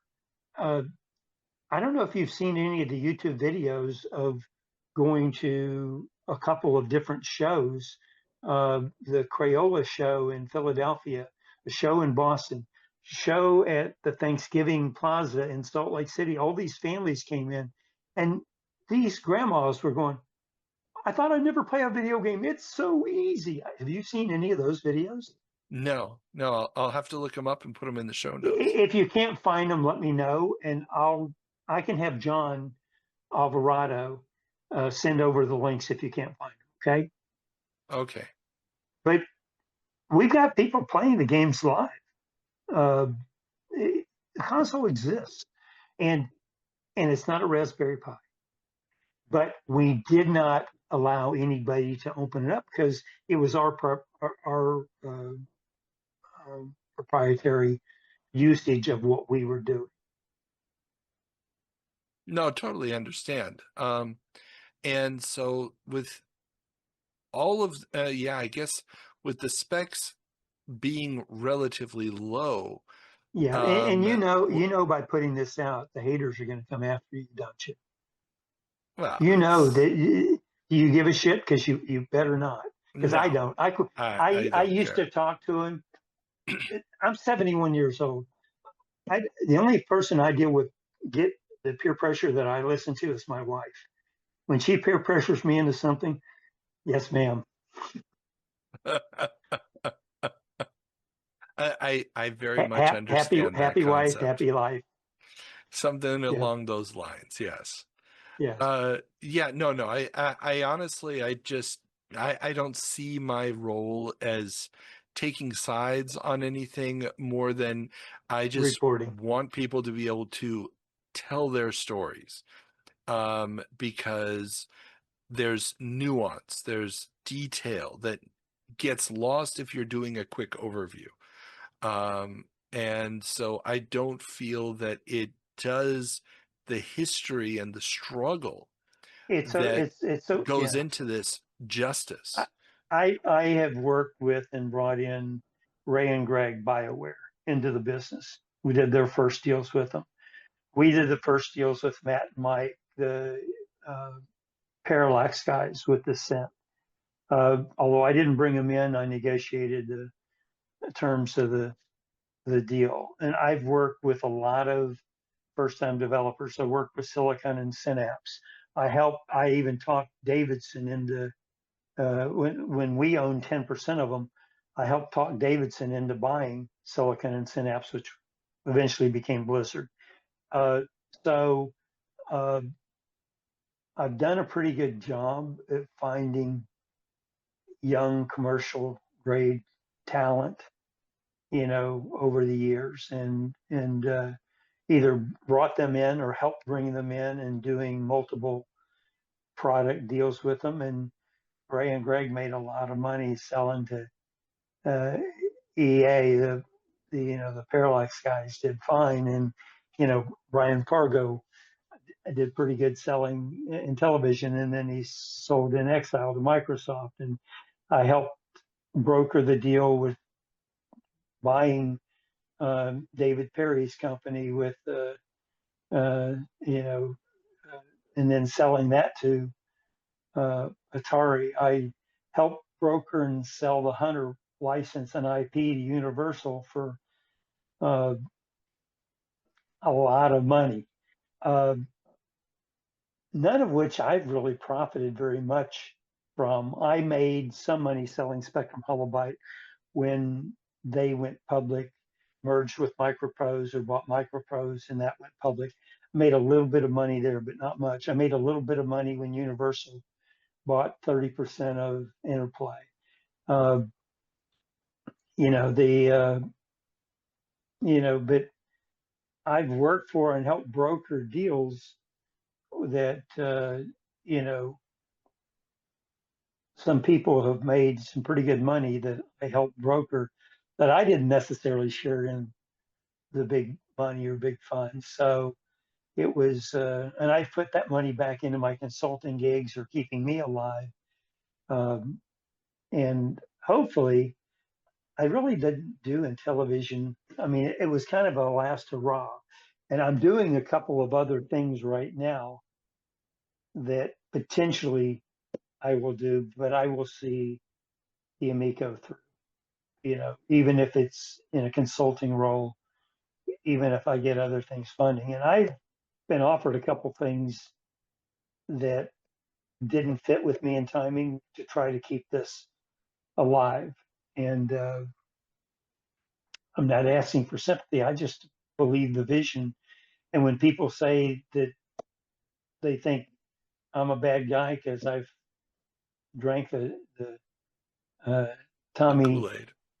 Tommy Tellerico Kool-Aid, Tommy was well intentioned. Tommy had a great idea. Tommy really wanted to bring this to families and viewed that it would be very big. You know, Tommy's style is a little different. He's very, you know, out there, you know, and hey, I've been successful, and you know, I wouldn't have been. I'm a different type of person, but Tommy and I get along fine, and you know, Tommy one on one with me, we've talked about things that went right, the things that went wrong, but none of them were not building a console. We built it. So we just didn't. And had we raised the 5 million we wanted through Start Engine, console would have hit the market. It's too bad it was a year late because of COVID. Because I think had we still shipped a console before COVID, while COVID was still kind of going on, and brought gaming in a single location, multiplayer family game night out before, I think it could have been a huge success. But we were never a technology piece, but we really weren't a retro console. We were a new console. Hmm. That's what people get confused by. The hardest thing I had in selling it was they I'd go to the buyers and they want me to deal with the retro console. I wasn't building an old Intellivision console. We were building a new Amico console, but we would have made it compatible with the retro gaming. So we had third parties that I sold rights to the original Intellivision properties that we would have put out both under Amico Home and under Amico Console that let you play all the original Intellivision games, but we were not a retro console. Yeah, and I That's think that that's one of the messages that was confusing, I think, to a lot of people. Just no, because because the Intellivision name was on because of there. the Intellivision name, that was probably the most difficult thing. When I sold the Intellivision brand to Atari, it kind of takes the mystique away of it being an Intellivision console. It's an Amico console.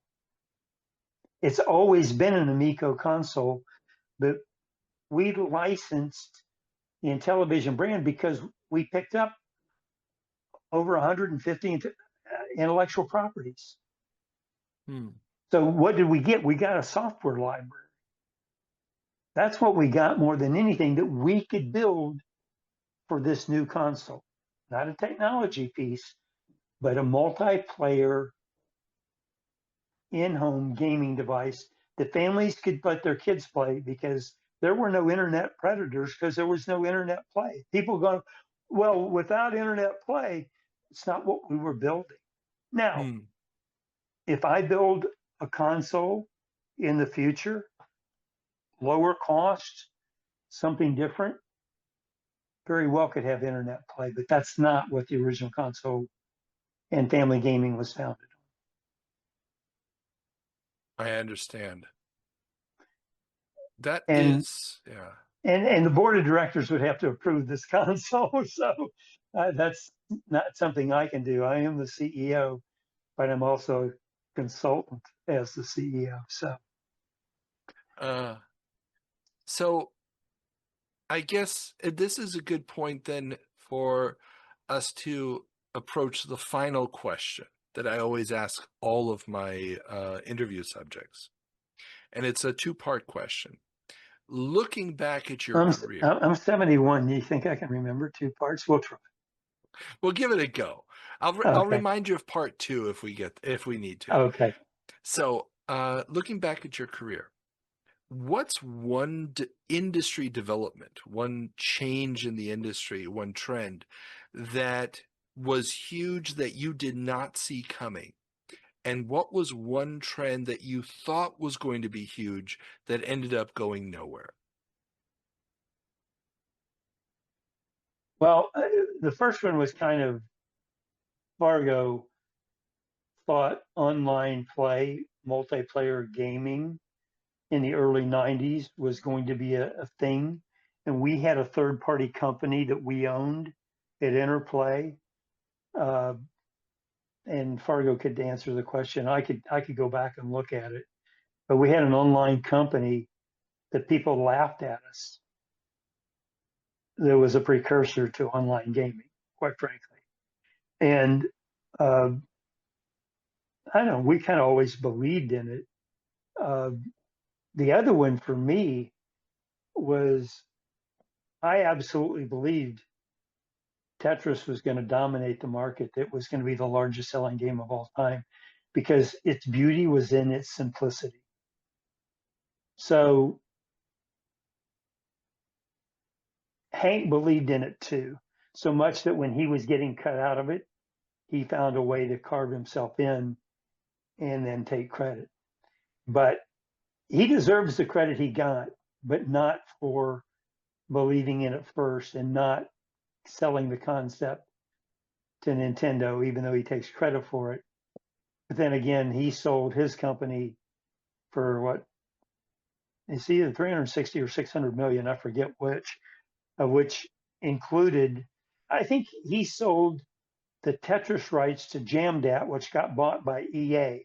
But he only sold the mobile rights for 10 years for something like $360 million. So he became incredibly wealthy for something that myself and Gilman kind of discovered that we got nothing. So I guess I believed in it and it became famous. I wish I could get a little more credit than I get in that, even if I don't get the money. It's so online gaming, maybe where it didn't work was it was before its time. So what we were doing with online gaming in the early 90s kind of failed and that company dissolved. Later on, it became massively multiplayer gaming, online gaming became the trend. What everybody did, even with PlayStation and Xbox and others. I mean, I played. My biggest game I ever played was Rally Sports Challenge on the Microsoft Xbox. There were 40,000 people that played Rally Sports Challenge on the Xbox that competed and had a ranking. I ranked somewhere in the neighborhood of 20th Wow. or, of everybody.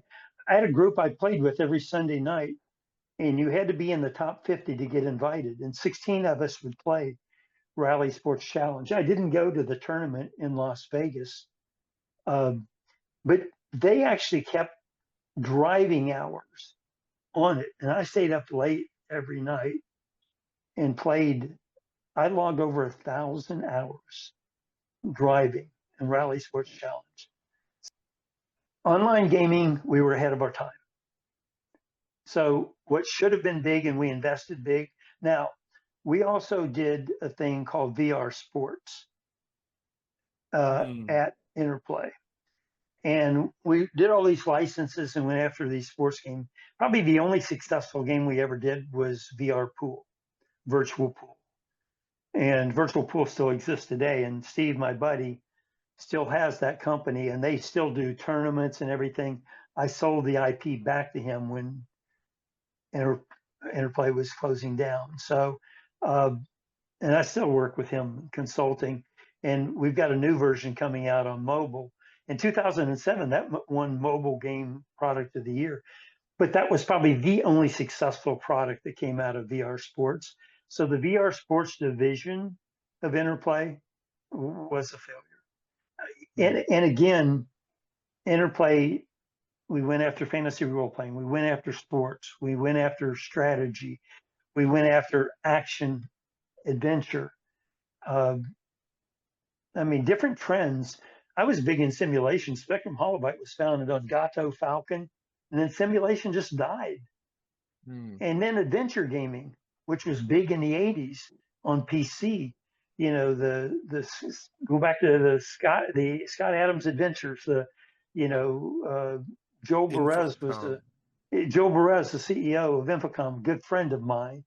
You know, and companies like that got bought by Atari eventually, but ended up shutting it down. Adventure gaming, Sierra Online, they were lucky to sell when they did, but you know, the whole adventure gaming routine thing, storytelling kind of died. And then we got into the action and the graphics, and then graphics became more important in gaming, which was a shame in the mid 90s. We did multiplayer gaming in the early 90s, and then the next trend became action adventure, but it was all action.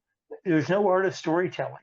The gameplay was all graphics and lacked great gameplay. Uh, when I interviewed with Spielberg one time, he said he worried that he'd ruined the movie industry with Indiana Jones because movies should be cyclical with adrenaline. You build adrenaline up, you drop it down. You build it up, you drop it down. And that's how you get a hit movie. Around the World in 80 Days was something he aspired as a kid. And he said with Indiana Jones, he spiked adrenaline, and it was adrenaline all the way through until the end. And then the action movies all became, you know, whether it was the Schwarzenegger movies and you know the all the adrenaline movies of the 90s became Hmm. the fashion. And you know, and I think we eventually got back to good content and storytelling in movies, but gaming kind of went through the same thing. It became all graphics and action and less gameplay, which is what retro gaming is all about. It's not about superior graphics. It's not about superior sound. It's about good ones. But what really made us unique, and even the early PC gaming of the 80s, was gameplay. What made us better than the games of the 90s? And again, gaming came back, but the trend that I thought of storytelling and combined with the graphics kind of died with multimedia gaming because people just started inserting video into gaming, and it was more of you're following a storyline that already exists rather than creating your own path. Hmm. And that changed, but I think for a while we got, you know, and I hate to mention this, Acclaim would get great sports licenses, but their sports gaming kind of fell short. So I think that answers your question. And my battery just hit 10%. So Okay. did Then that get both sides of it? that got both sides of it. Perfect. Okay. Phil, um, this has been extremely insightful. Very few people's careers in this industry last as long as yours have. Uh, and have taken as many twists and turns. Thank you immeasurably for sharing this. Do you have any final thoughts that you'd like to impart before we wrap this up? I believe that when I got into gaming, I had a goal, and that was making the world a better place, making a difference. And that's kind of how I've lived my life. I've traveled and I was in Southeast Asia and Australian company and Japan and Europe, and I've met people all over the world.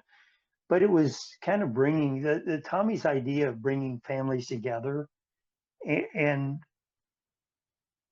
was one I really bought into, one I really believed in, because you know we could make the world a better place. I never necessarily wanted the accolades to go with it.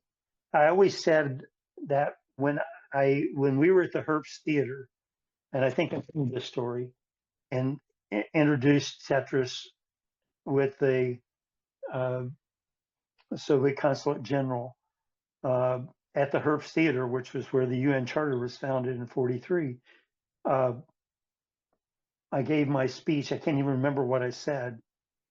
And he says, "Ladies and gentlemen of the press, and Mr. President," addressed me like I was president. And I said, I was going to go, that was the biggest ego rush I'd ever gotten. But I would have never wanted the pressure of being that comes with being powerful. The only thing I wanted to be known for was making the world a better place, of people communicating. And unfortunately, the internet has led to that to a degree, but it's also led to the hate culture to that maybe makes us better, because social media on Facebook, you read all these reports by these dummy sites that all these people using AI put this crap out there. So it's hard. You have to really wade through stuff to figure out what's real and what's not. I would like to have seen families coming together that were a 7-year-old kid and his 75-year-old grandpa could sit down and play a game together. Grandpa, you can tell my Missouri roots, not grandfather, grandpa. You know, uh, you know, my wife says there's part Boone still in me. I come from a rural background. My dad was a factory worker. My mom taught school at a Catholic school, and I lived to 90 and 97. And I was very fortunate to have them as teachers or whatever. So, uh, you know, one of the Maxwell lawyers told me one time, told me I was probably too nice to ever be successful, to that I wasn't enough of an asshole to really be successful. Well, I'll take my kind of success, and I've got a lot of friends. I've got a lot of people that I've met along the way, and I think I shared the incident of meeting that one lady in the park by the Air and Space Museum in Russia that helped me get a soft drink. You remember that? That moment in time, I'll never share with anybody else, and she'll never know her name, don't even know what she looks like. It was, I mean, but it was just something we shared. So I've lived a life that that's been kind to me. Maybe not always financially, but I've lived a good life. That's it. At the end of the day, that's probably, I don't want to say it's the end goal of it all, but it's experience. That's the one Yes. thing we can collect as human beings in our lifetime is experience. I've got Yeah, one story I never told you, and I'm going to tell you real quick please. because I've got 7% battery. When I was like I think I was at Interplay. And at that time, I was executive VP.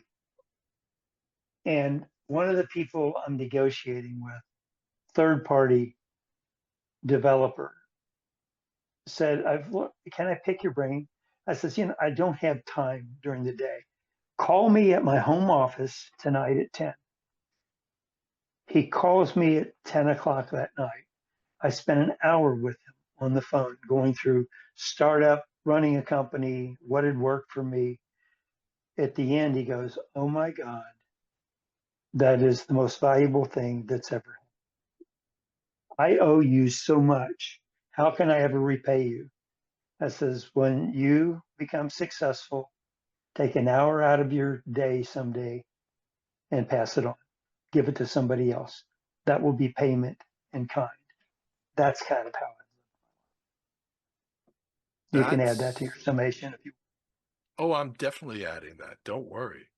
Uh, So that's really what I felt. I felt like uh, what goes around comes around, and I've tried to be fair. I've tried to, it's been hard with all the crap that was said about, in television and the Amico, that we had 52 people working their ass off building a console, and our engineers got paid pretty well, but without them, we wouldn't have had a console. hmm. Unfortunately, we had got a console, but we didn't have the money to go into production just because the start engine was a really cost us, because that put another 6 months with no money.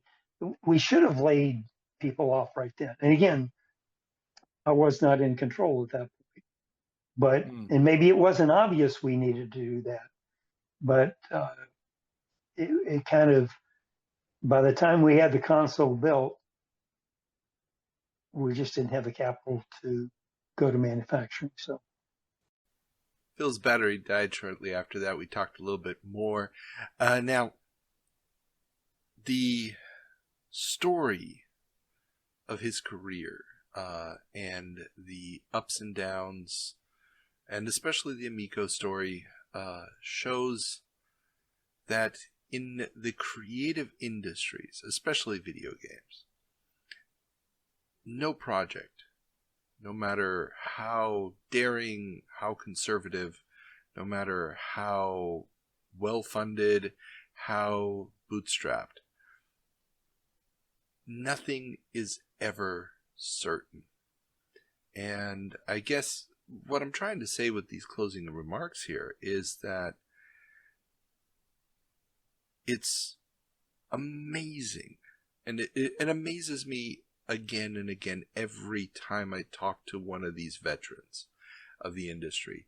And even to people starting out today, and it's probably what keeps me fascinated with this topic, is the fact that there are people who are willing to take these risks, people who are willing to lay it all on the line in the hopes that, a project's going to land, that it's going to work, that people are going to think it's fun at the end. And I guess there's a part of me that knows that I don't have the balls for that. And it's why I admire all the people in the industry who are there. Is every game great? No. Is every console a success? No. But if it wasn't for the people taking the risks, we wouldn't have anything to play. And I guess next time you want to bitch and moan about something not being as good as it should have been, just be thankful that somebody put in the time to actually cross that finish line. And ask yourself, would you be able to put in the time and effort to even see the finish line off in the distance? Have fun, everybody. I hope you've enjoyed another Video Game Newsroom Time Machine interview. You can leave us comments on Twitter, Instagram, and if you like what we're doing here, drop us a couple of bucks on Patreon. All the links are in the description below.